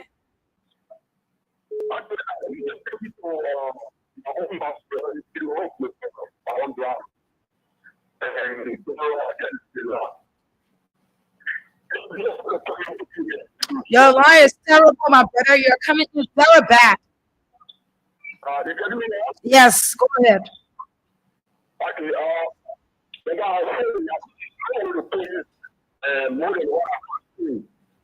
I want to say to you that the president is very gone. We will not take that, my brother. You just made it think that. Yeah. You repolished the team small cell. You on the radio. The man are the president for the country and this you only repolish this small. We will not take that here. We're taking that here. No, sir. I'm seeing the regular colors, they're still making a way, but we gotta go. We gotta go. Everybody's calling us ready, but we gotta go. Baron, listen, your party colors. I want to commend our people who are on the side of the rule of law. And I want to state here publicly that I endorse tomorrow's protest. Tomorrow. Yeah, yeah. And, it is welcoming. We will be there. Okay. And it is not CDC or United. In fact, government officials who are live in the opposed encouraging some of the cocky bands be part of it. Yeah,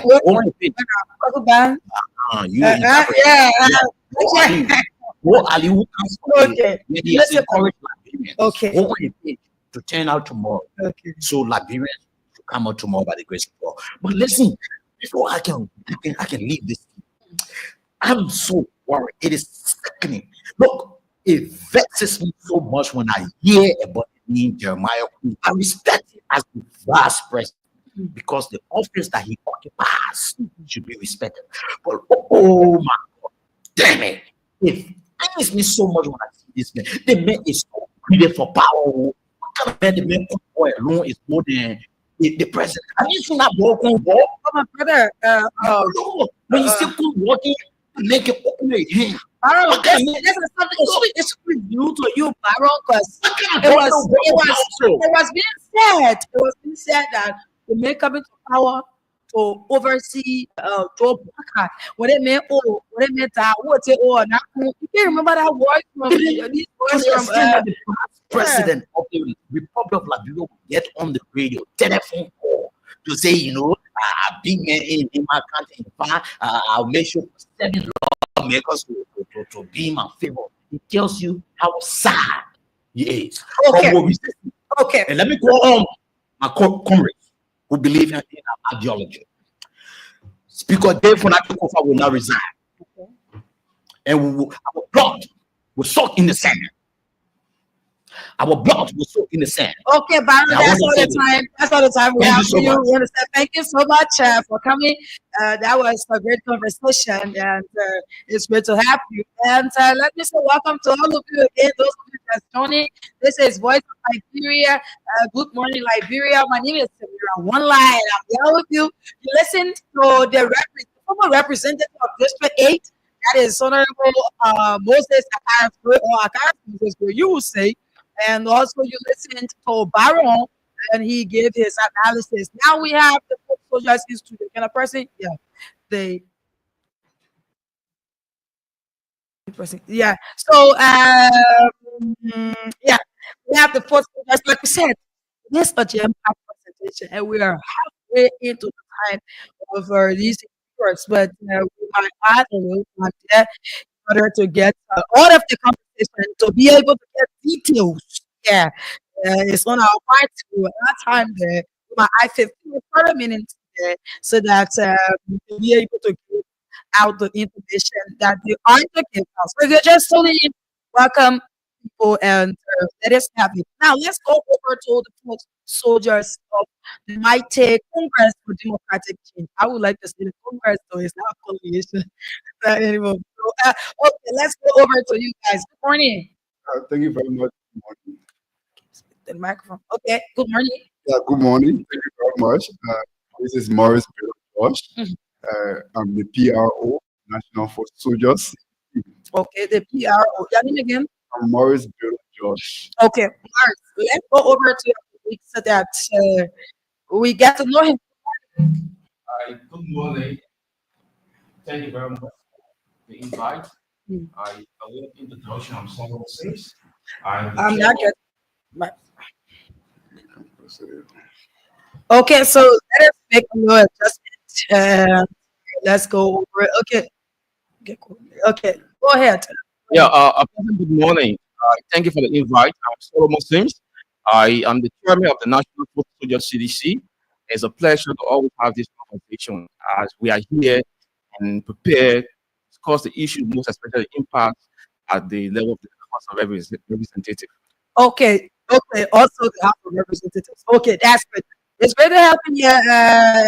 I think the foot soldiers of the National Congress or the Mighty Congress for Democratic Change, they have been doing well and they have been having a lot of media engagements. I think I met some of them before, but it's great to have you here. Okay, quickly we go into the issue. We don't have much time. There is this protest that is coming up and is being orchestrated by the foot soldiers of CDC. Liberians want to know, mind you, there are too many things going on within the country. And nowadays, when a person have a protest, one way or the other, they want to be a part of it for some reasons, which they feel that probably this is not good, and I want to join the protest. So, can we get details as to why this protest is being held, and when will the protest be held? So basically, it's a peaceful gallery. We are going to be very peaceful, except the police want to turn it another way. We are going there very peaceful to gather, to call the attention of the international community, because there's a point that we have to say enough is enough. Black guys and the tongues are governing this country as if they are the only people that have right in this country. They are breaking our laws. They are threatening the lives of people. They are dismissing people because of our political association. I mean, they are doing a whole lot of things. So this night or this gathering will be very peaceful on Tuesday. That is tomorrow. We'll gather in our numbers to call on the word and to call the attention of the international community that Baka need to stop what he's doing. That Baka need to know that he's the president of Liberia and not the president of a political party.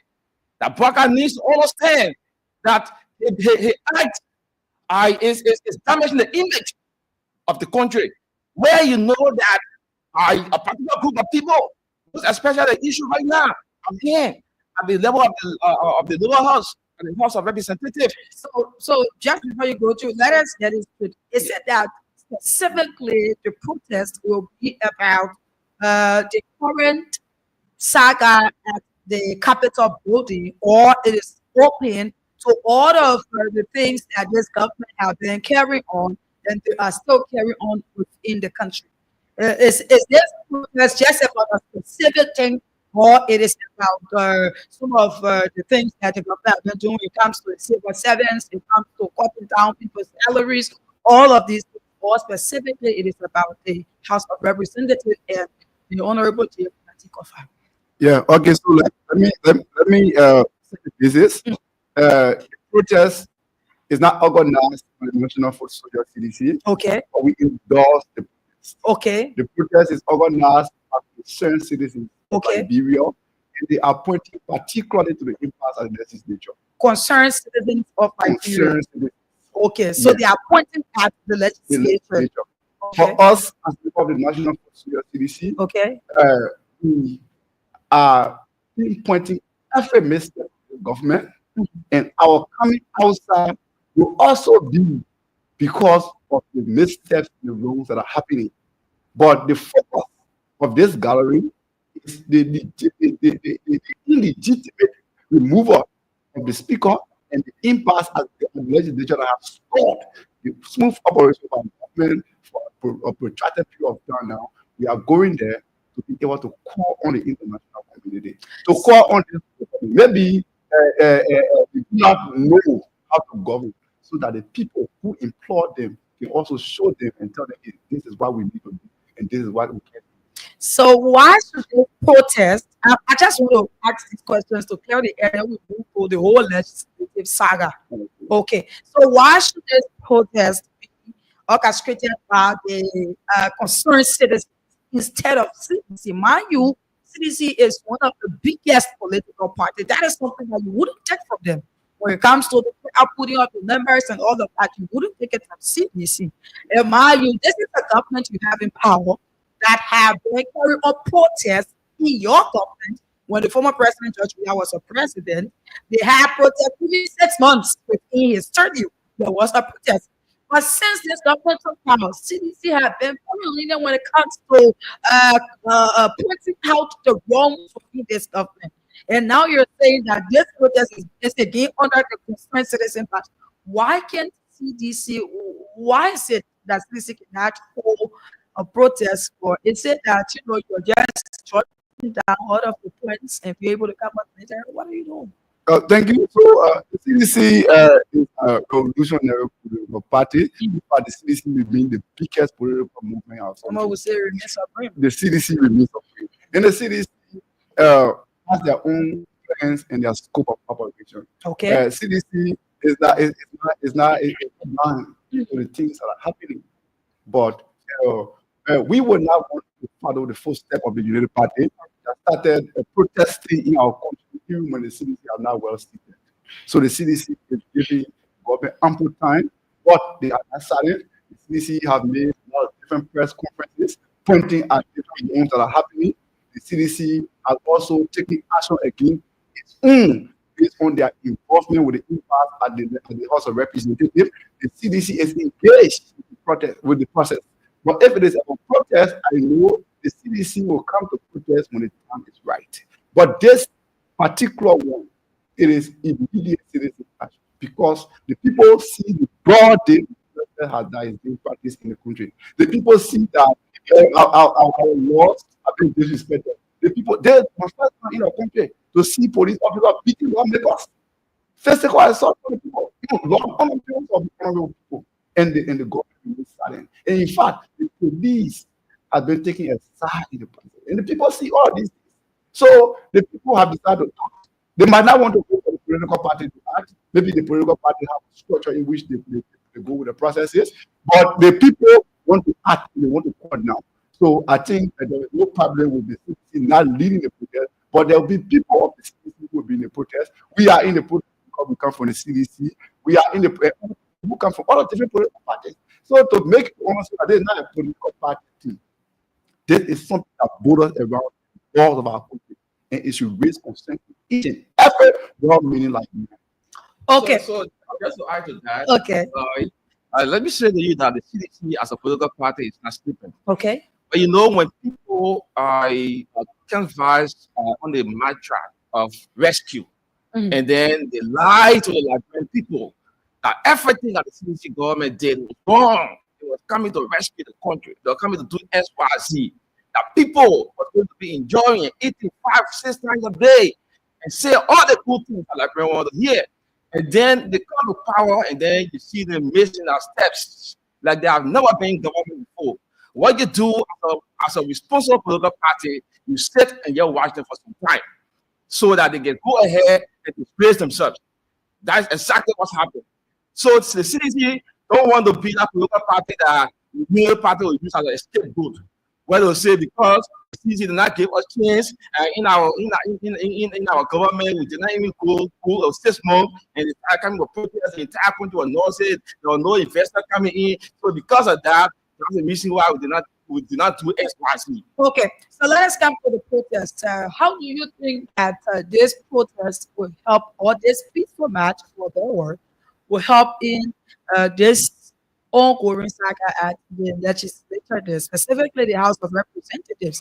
Because mind you, you have the executive who is doing business with the House of Representatives, the judiciary, and other people. We have started doing business. The budget people are going on with sessions and all of that.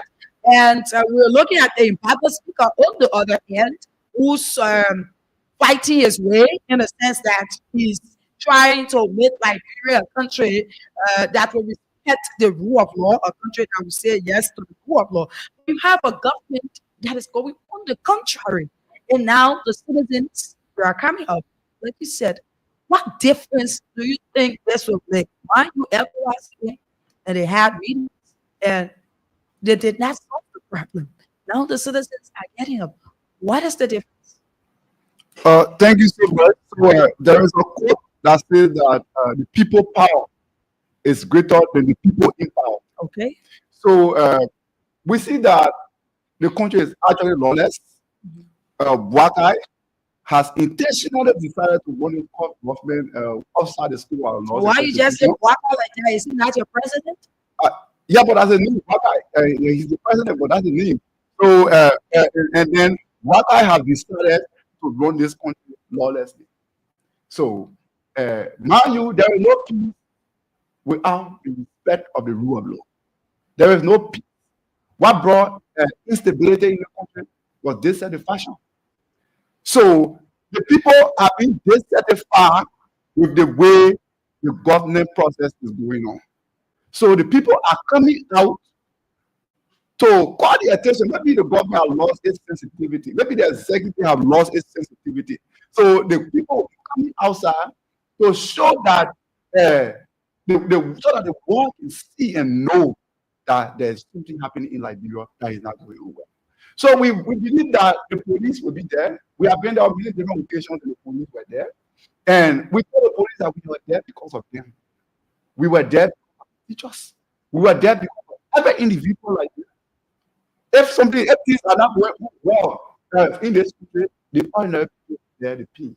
We understand that the people are living some of the most privileged life. So they don't really care about what happens to the ordinary people. So this is time that the people stand up for themselves. So we will come outside in a number that we want to resist. Okay, so did you write the Liberia National Police informing them about this march for security? Oh yeah, thank you very much. So this is happening. So when government is organized, the different authorities are aware. What will happen is there'll be a show that will come out very soon with the organizers themselves. They will tell us how the process is going to be, because like we said, we are partnering with them so we can give all the relevant information as it relates to the actual organization. But they will come and be clear about consulting the police. What if listeners want to know? Mind you, the process is tomorrow. Yeah. You have a few hours. What if listeners want to know as what time will this protest start in the various venues that people will be gathering from in order to get wherever that people are to gather, as to if it is the Capitol building, as to if it is the ministerial complex and all of that. Do you have information on that too? So this protest will be starting as early as 8 o'clock. 8 o'clock tomorrow. Yeah. So before 8 o'clock or by 8 o'clock, you'll see the entire street, you'll see the entire Capitol building being occupied by men. You'll see people gathering up, you'll see people coming in the numbers at the Capitol building. Tomorrow is session day. Yes. So that's And mind you, the last time you saw police beating lawmakers, so the citizens that will be there tomorrow. so it's a caveat. It's a What do you caveat. think that will be? It's a caveat to the police that they are there to protect life and property. If they go contrary to that, it means they are going contrary to that function. They should not be a regime police. They should not be a police that will be used by the power that be. Where when Joseph Parker said they call them and say do SYC beat on peaceful citizens and they go to implement those kind of mandate. That is not what they are there for. So we are calling on to them to be very professional on tomorrow. You got to attempt to touch any professional tomorrow. Sometimes because to every action there's an opposite reaction. So we are calling on to them to be very peaceful. We are calling on to them to be very professional as we'll be professional tomorrow. So that's it. So the impact of the protest, what impact will it make? The difference. Yes. Okay. Someone said to you that this agenda carrying on tomorrow will send a clear message to this government that they are proceeding wrongly. This gathering on tomorrow will send a clear message to the international community that this government is proceeding wrongly. This political gathering tomorrow will send a message to those many lawmakers who call themselves majority black that they are devastating our laws, that they need to desist because the citizens are getting tired. And when the citizens do get tired, you know what will be the outcome. The consequences will be very bad. So they need to know that they are lawmakers. They should not be lawbreakers.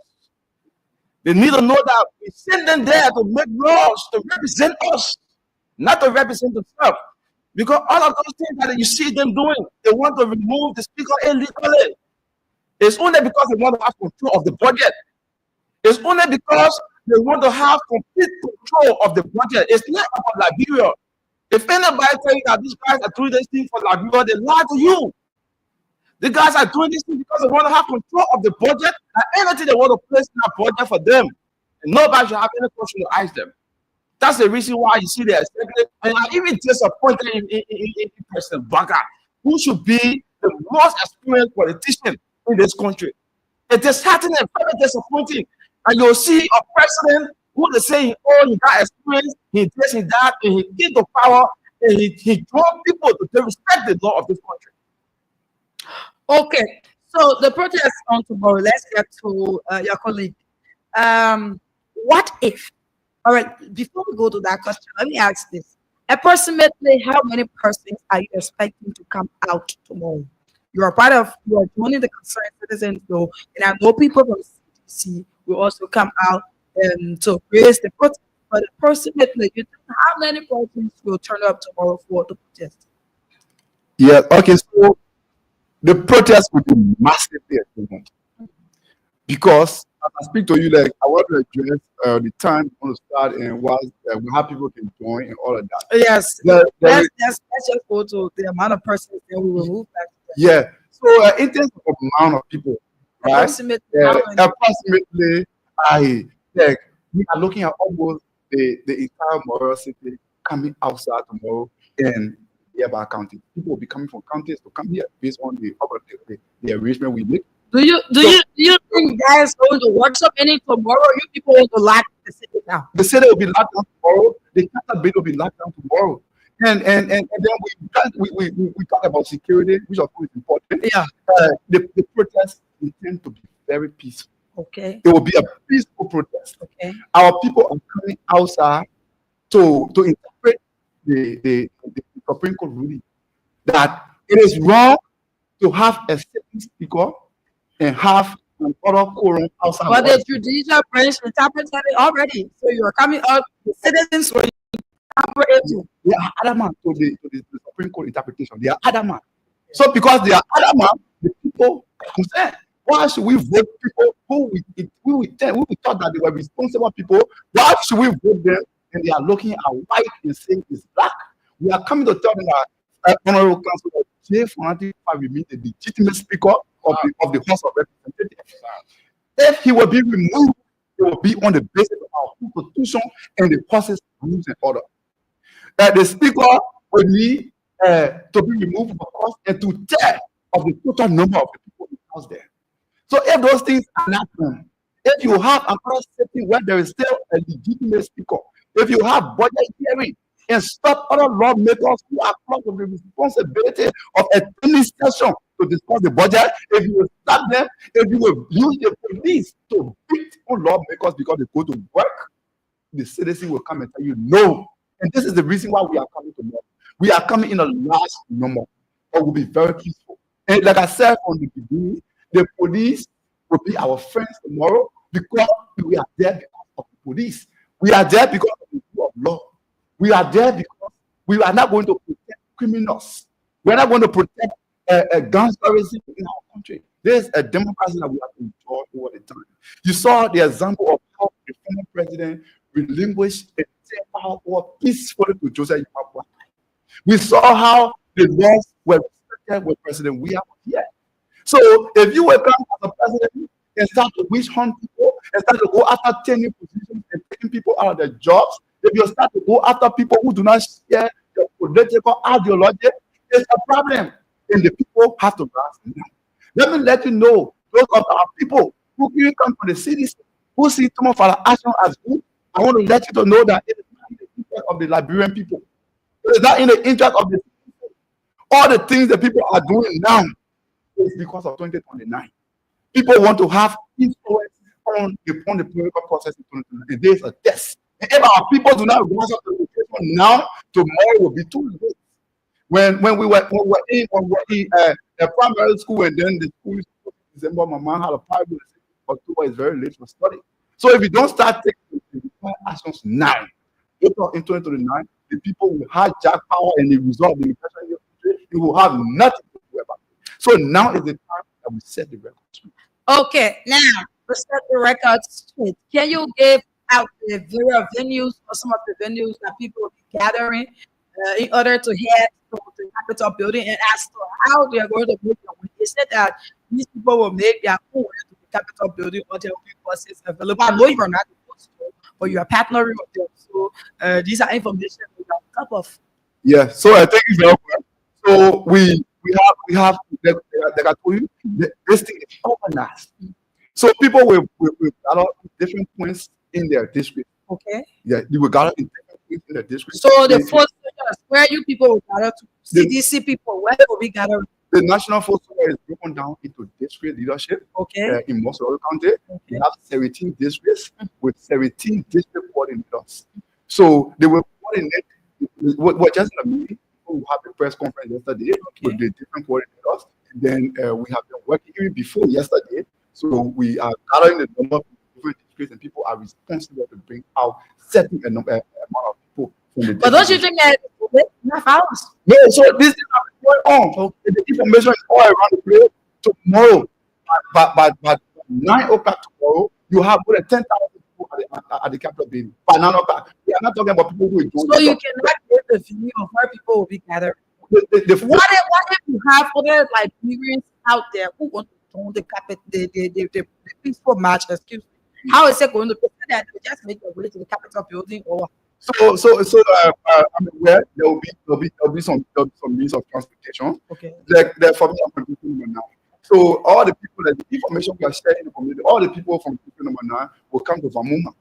They will come to Vamuma, then we'll go to 12th Street. Okay. And they will meet those important points. Okay. And then the people coordinating will show them the way to come. There will be transportation for these people to come. Transportation. So, yeah. There'll be water. People solicit money in different communities to support this project. So you people get it at 13 or is just there'll be I'll go around. Because there's a long-term process we're going to initiate. Our people will not stay outside for 1 hour or 2 hours. We are going to the Capitol building to meet them until they listen to us. Okay. We are not going there to just and leave. Okay. We are going there, we will stay there until the required adjustments are made, and that they will come out with people that are writing. And if it is not done, so what is the dress code for tomorrow? Tomorrow is all white. Yeah. You meaning the people wearing white trousers too? No, not white trousers. They have okay. They have yeah, you can wear a whole white suit. Okay, Yeah, so but you should just have white have on white. you, You have a white shirt. If you have a white trouser, or you have a blue jean. yeah, you have a blue jean. But Okay. you should have a reflection of white. Okay. You can go for the right Purity. thing. Yeah, go for purity. We go for the right thing to be done. Yeah, we're not going there for any. We are not going there for any political party. There's a reason why we decided to make it a consensus thing. Because if it is a citizen thing, and maybe a unity party will say you don't want to go. Maybe somebody from ANC will say, You are expecting other political parties to also endorse this protest too, because it is now a specific political party thing. yes, we want every Nigerian who are in the interest of this country to come out because it is about us, it is about our laws. So this is precedent. If you see Fonati profile, thinking on this thing is to set precedent in the country. Okay, Yeah, so it's to set- you wanted to say something. Yeah, so this gathering on tomorrow is not about Honorable Councillor J. Fonate Kofa. Okay. It's about protecting the image of our country. It's about protecting the rule of law. So on tomorrow, we are going to gather in our numbers. But Honorable John Wagner is the lead organizer of this protest.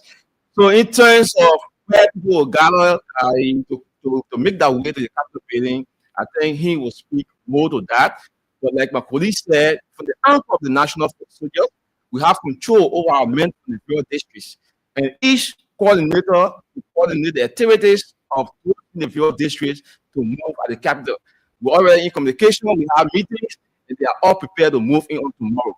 So tomorrow protest will be very peaceful, but we will be there to get the actual result. If we do not get the result, like Makodi said, we will be there. It's not just about tomorrow. I guess a petition will be read. Yes. So Who will this petition be read to? Is it the majority bloc, or is it the government of Liberia?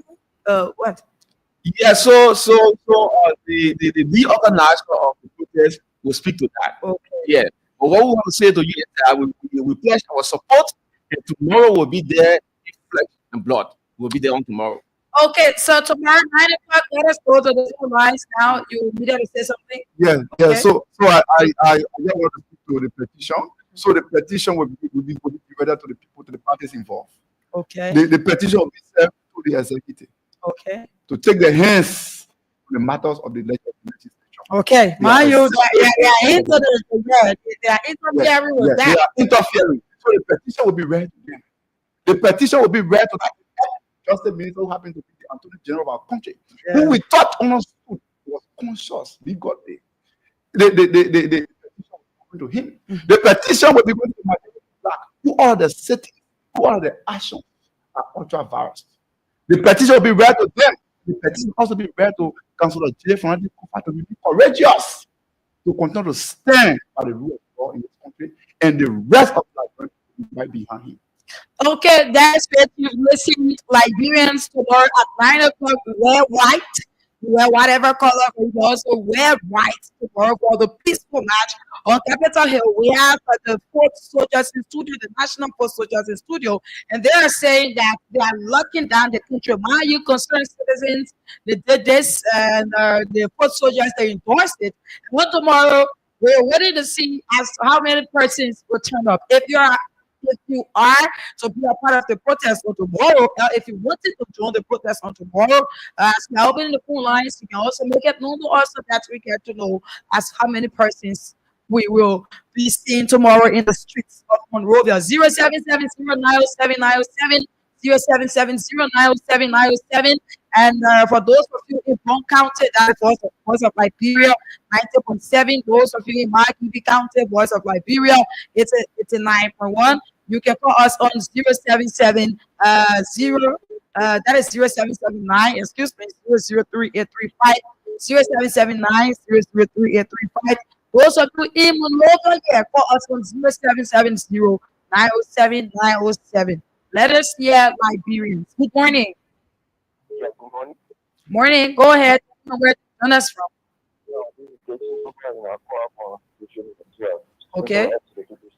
Okay. So I want to find out what the guidance that we want this to 12 practice the limit of God. We want to make our way for good of the where we gotta go. Made our way there. Okay, that will be your answer. This person. Morning. Good morning. Good morning. Morning. So the student here. Okay. Right. Mhm. This is the question for any target position this morning in the headquarters of the on the people we're having. Well, since because I want to appreciate our brothers who are organized because this is a long term thing that we have always been saying this government is not rooted for establish. We are going to tomorrow will be peaceful and that. If there is any disparity against any protest tomorrow, I want to see them that what we are looking for, we get this one in our. We have said this over and over. Nigeria is the only country that we have to protect from. And we need our government to get every single Nigerian. People from district will be assembling at the town bill, and we will work to future moral bill and participating so that we can able to give our petition to the government. Thank you very much. Okay, this person. Morning. Morning. Hello? Yes, go ahead. Okay. Good morning. My name is Emmanuel Jones. Good morning, studio. To my former workmate, Maurice Taylor George. You are a great man. I want to say thank you to you. I just want to speak to the issue of this lawlessness that is growing down with. I'm calling for Hammer Field to go. I'm not use again. This cannot continue. To over, I just want to encourage you, be strong, be courageous. It's coming for slow, and we're talking for food. And the Lord has said, keep going. Day by day. And to go to the level of the president now is at the Fed House or the Federation Parliament, we are taking the floor. And tomorrow, at the end of the day, I will be with you, where it's little George. I'm going to be there. I'll be there all right. Thank you. Okay, thank you. This person. Morning. My name is Amara. How you doing? Good morning. That's not car. It's just not easy car. Comfortable in the marshal. Mm. You know, this is funny because, as I was saying on the platform, if the citizen of this country takes the Friday, then allow our representatives to continually misbehave for the Nigerian people. The people are not going to are serious because nobody in other countries, other international community will be looking for people to have a voice. They will be looking for the citizen. Wow, they think. Wow, they think that our law maker. How do you tell you in my district? So you're going to be able to represent my district. But for you to leave your home for the past 1 month, like that's not what you're going to do because you want to remove my territory. And then now you say, when you do that, you have to remove me. You have to go there. We go tomorrow. And then we are calling out all Nigerians. Let's feel that things are okay with me. What I'm saying, that's good. And if you put it away, I think that it's more. After things are not going right, you can come up tomorrow and your view to the international community. People are so much crazy guys. I have to tell everyone. I say, take me a wife. I say, a woman, your white hair, use your white t-shirt, and do Okay. Thank you. Thank you, Yatma. Thank you. Thank you. Good morning. Good morning, everyone. Good morning. Go ahead. Yeah, my name is Gondi. I'm carrying the person of that town with West. Yes, Samira. Ronnie, join us from both countries. Yes. Are we live in both countries? Yes, the station is live in this morning. Yes, so Samira, I want to still get thank you for the declaration this morning. I think this fight is not about the president, it's about the Nigerian people. Because in the past months we have been seeing our lawmakers who represent us, they are not doing the right thing. And this time, because whenever I come up, I would tell people that let the Liberian people stand up. And this is the time I will be posted tomorrow that it should be in a good faith and to remind our lawmakers who seem to be reducing us to do the needful things. If you want to take down, then resign by rule of law. Thank you. Good morning. Samira, morning. Morning. I think I was cut off on the period segment. I'm lost in time. Go ahead. Let me just pull to the guys' video. Constitution, I think, is already on our law. But I think it is also advisable that the authority is so as to avoid the competition of counter protesters. So the police can regulate it because not everybody wants to protest, or I want to travel, or I want to go to their quarter. So I hope and I believe that you have a permit. On the contrary, there is no thing that you can't know. If you don't have a permit, you know the reason why? Somebody say consensuality. And I do agree. Another person said full entry of the CDC. We all know that the gathering, the bigger gathering of the CDC have been situated with violence. For the record that staying, wherein the head, which is able to which one of the protests are you talking about, my brother? Every gathering of the Congress of Democratic Party has been situated with violence. Is that what you're saying? Of course. I think probably on the contrary. Let's take the next person. That's his view, though. That's how he feels, and that's how he thinks, though. Probably just have it in mind. But it's not every gathering of the CDC. At times, you see what happened at the headquarters there between the police officers and everything, how they went there at night hours and this, that, all of that. You saw that it was not orchestrated by CDC. So some of these things, at times, you just leave party on of it and be able to say, and you know what you want to say, bringing party sentiments in some of these things. Morning. Good morning. Morning. Go ahead. Good morning to the full soldiers of the mighty Congress for Democratic Change. Samira, for me, I support 100% the protest, and tomorrow I will be there in person. And let me say this to Colonel Gregory Coleman and his men. We are going tomorrow very, very peaceful to express ourselves to the Liberia government in the world. We are going there peacefully. Any attempt, and let me say this, any attempt on the police to put the last peaceful citizen, that will be the end of the police direction. And that is very clear. Yamakoma instructed his men to go out to involve fewer people there. He justified that saying that we engagement. And that was done. The effect with the free. Yes, we are saying it. Tomorrow will be very difficult. We are going to do petitions to our leader. The police should be there to provide protection. It is their duty. Okay. Not to take okay. Thank you. We have other people who want to make a point here too, very course. That's how it is. But we will not take all of your calls as usual. It's not okay that everybody just make a point. Morning. Samira, good morning again. Well, man, you can try the other line. When you get to me, you call my other line. Like, this is not your line, Gemma Williams. Samira, yeah. If I count, I think I know where I cross the floor. Okay, go ahead. Let me say good morning to your student guests. Let me say thanks to them for the courage, for the strength, at least for coming, on the media today to explain about the protest tomorrow. Samira, I think this is not about CDC. It's not about ASC. It's not about even the United Party. Because there are people within the United Party, Samira, they understand the rule of law and the way speak of cover. They understand the manner of in which this government is carrying our country. So those conscious people, they will not sit and see our country go down the drain.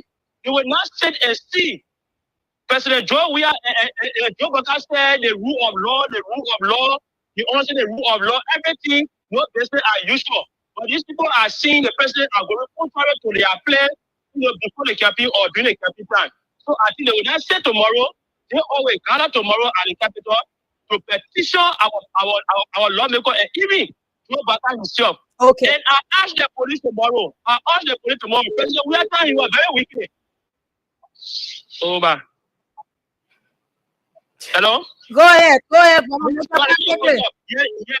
let's do it. I ask the police tomorrow. President, we are police at that time. They say, oh, we are police, the people we should do this. But President, we are police at that time. They cook food, do you protest here? People, they drink water. So I ask Joe Bata tomorrow. They should provide food for our people tomorrow. Okay. They should provide water for our people tomorrow.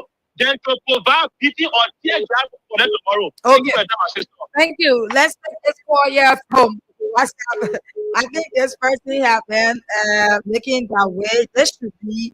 Well, I think you will just need to call on. We're giving about 20 minutes. We will go 20 minutes into the show time. So this is our consequence, but we'll have to go 20 minutes into the show time because we started with our last guest early. Good morning. Good morning, Senora. Morning. Your name is what you join us from? Yes, my name is Eric. I'm the founder of the National Folk Culture. I'm calling you from West Point right now as we speak. Eric, you try calling me on WhatsApp, right? Yes, definitely. Okay, I just want to send the caveats to the executive. I want to tell them that enough is enough. Then we'll be on ground tomorrow. We are mobilizing already as we speak. The thing will be different than before. We want to tell them that enough is enough. We are calling on the motorcyclists to get ready. We are calling on the rally, whosoever, Liberians, it's not about Liberians. It's not about Unity Party. It's not about CDC. It's not about Liberty Party. It's about Liberians. So we are calling all well-meaning Liberians to be out tomorrow to send this singer to the international world to tell them that enough is enough. The loyalness of this government is enough. And we will be out. Any attempt for the police, they will have themselves to be clean. Thank you. Okay, thank you. Let's take 5 more calls that we call it a day. Morning. Good morning. Good morning. Go ahead.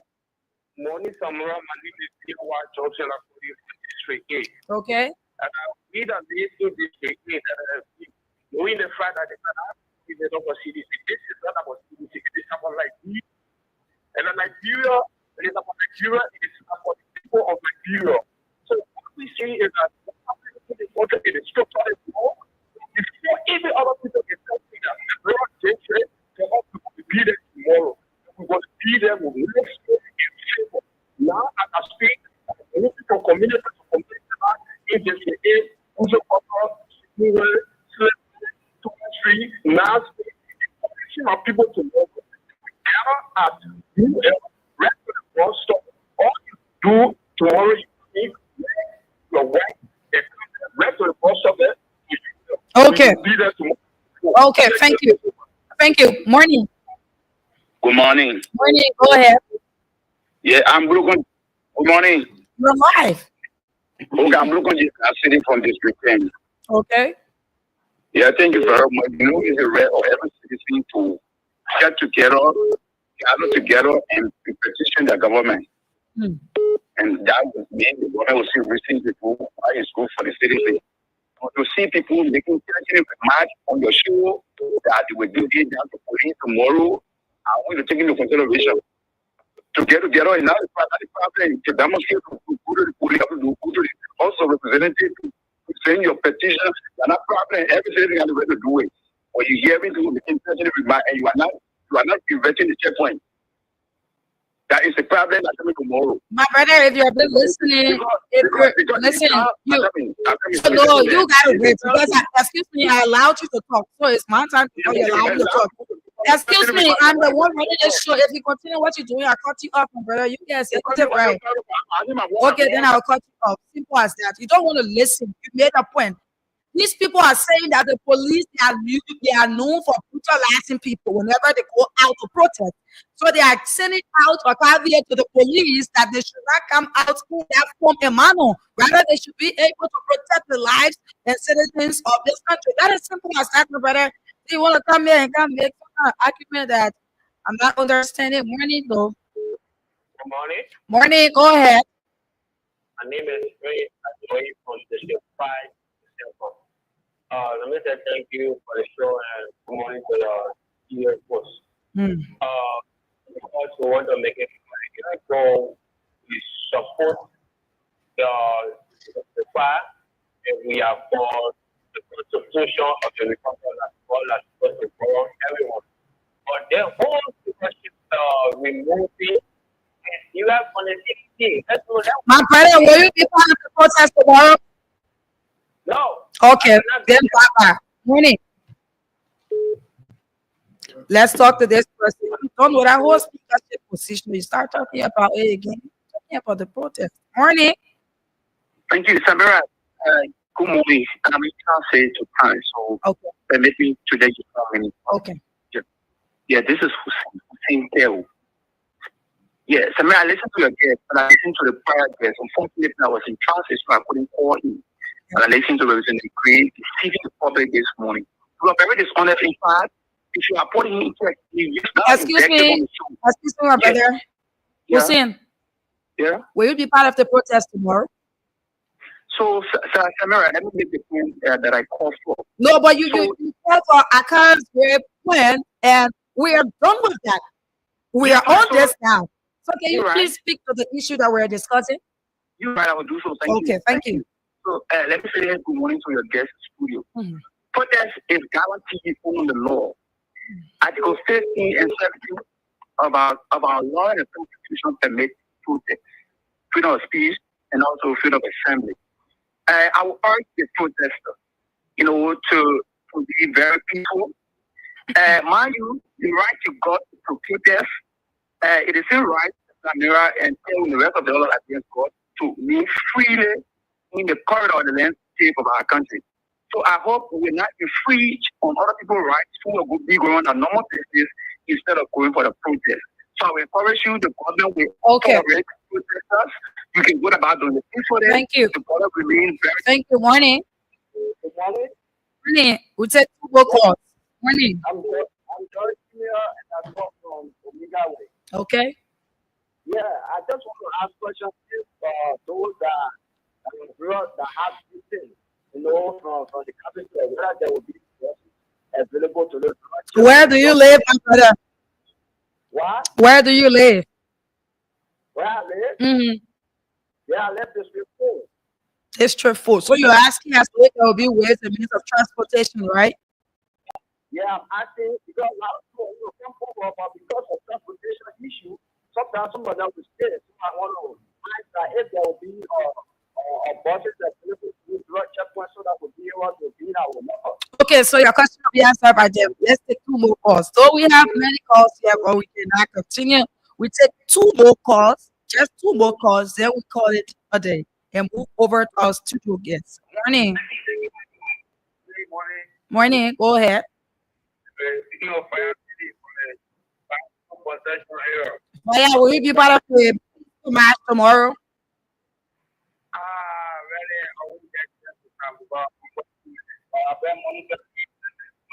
Okay.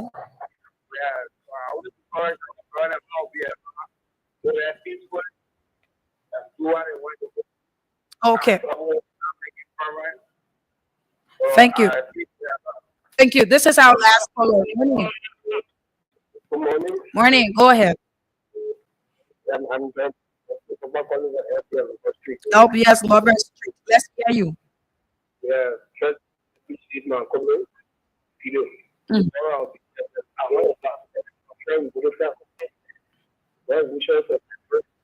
Let's get there.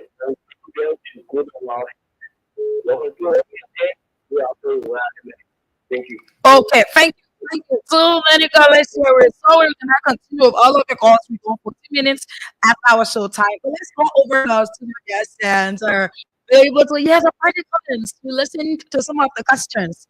And you can speak to some of them, then just go ahead and give the overall and we call it a day. So thank you very much. And let me say thank you to all of the callers who call in to make the reports. We do appreciate that so kindly. And specifically, let me say to the issue of the location where people gather to make their way at the council capital. Like we said, this process is clearly defined and clearly organized. The lead organizer is Honorable John J. Factor, the former superintendent of Grand Pastor County. So today, during the day, today, during the evening hour, there will be a press conference held where you see all of the informations that you're supposed to know, all of those things that you're supposed to know about the protest will be said during that press conference. So in terms of gallery, in terms of any other thing will be said during that conference by the organizer. So in so doing, others who want to have their own groups and make their way to the capital, they can still do that. Yes. So if you have a group or you want to be at the protest, you can still make your way at the grounds of the capital. Okay. So that's it. So basically, thank you very much. So basically, we just want to say this. We want to say to all those lawmakers who think that they can wrongfully remove a sitting speaker, democratically elected speaker, only because they are in the majority and they're going to say somewhere and say they don't want to be on a gavel, and then when they appointed one radio Kun and parading around the speaker, we want to say to them, Radio Kun is not a speaker. They are daydreaming. We want to say to them that Honorable Councillor J. Fonade Kofa remains the legitimate speaker of this country. What they are doing, they are spoiling the image of this country. And it's sad that Backgrund will send his government officials to people who are going against the laws of this country. It's sad. We want to say that we want to call on all of our people on tomorrow as early as 8 o'clock, make a way at the grounds of the capital, and tomorrow will be very peaceful. And we are calling on the national police, the national police, to be there for the people tomorrow. Okay. Yeah. Thank you. So thank you very much for the time. We do appreciate. Thank you. Let's go over to your colleague. Can you please give a parting comment and let's call it a day? Yeah, okay, so let me say thanks to the many callers. To my brother Emmanuel Jones, you have my honor. Thank you for following and thank you for what you're doing there for the gallery at Duporo. So the main point of gallery, though the information will come, but the main point of gallery is the capital building. Okay. Yeah. So tomorrow morning, when you wake up from your district, find the gallery where you're white, come to the point where you will see all the people, the information will come to, but the target, the point is to come to the capital building. Okay. So on the issue, we want to say again to our people, to the executive branch of government, to the legislature, we need to do the right thing. Okay. Yeah. So the speaker is still the speaker based on the process that we know. If the speaker will be removed, it will be on the basis of the share of the total number and with a cost. And if you are not giving the speaker due process and you want to hijack the process because you want to quickly pass your budget to have money to steal and to do other things, we say no. So tomorrow we'll be coming and we'll be very peaceful. And we hope and pray that the police give all the protection that they are able to give for the people. Okay. Thank you so much for the opportunity to be here. Okay. Thank you. So you just listening to members of the National Soldiers of the Congress for Democratic Change, and that will be, excuse me, a peaceful match on tomorrow morning, and we are encouraging all citizens to form part of the match. It has been a very wonderful conversation here on Good Morning Liberia, Voice of Liberia, and we had different segments, and we want to say thank you to all of our listeners, those of you who followed through our Facebook Live. We want to say thank you for following our followers in the diaspora. We also want to say thank you for following. My name is Samira Walla, and I have been here since 7 this morning, except for time that we call it a day. Let me say thanks to Denti Wia, who have been here making sure that this program is live. You have yourself a pleasant Monday. Happy New Week as we see you on tomorrow.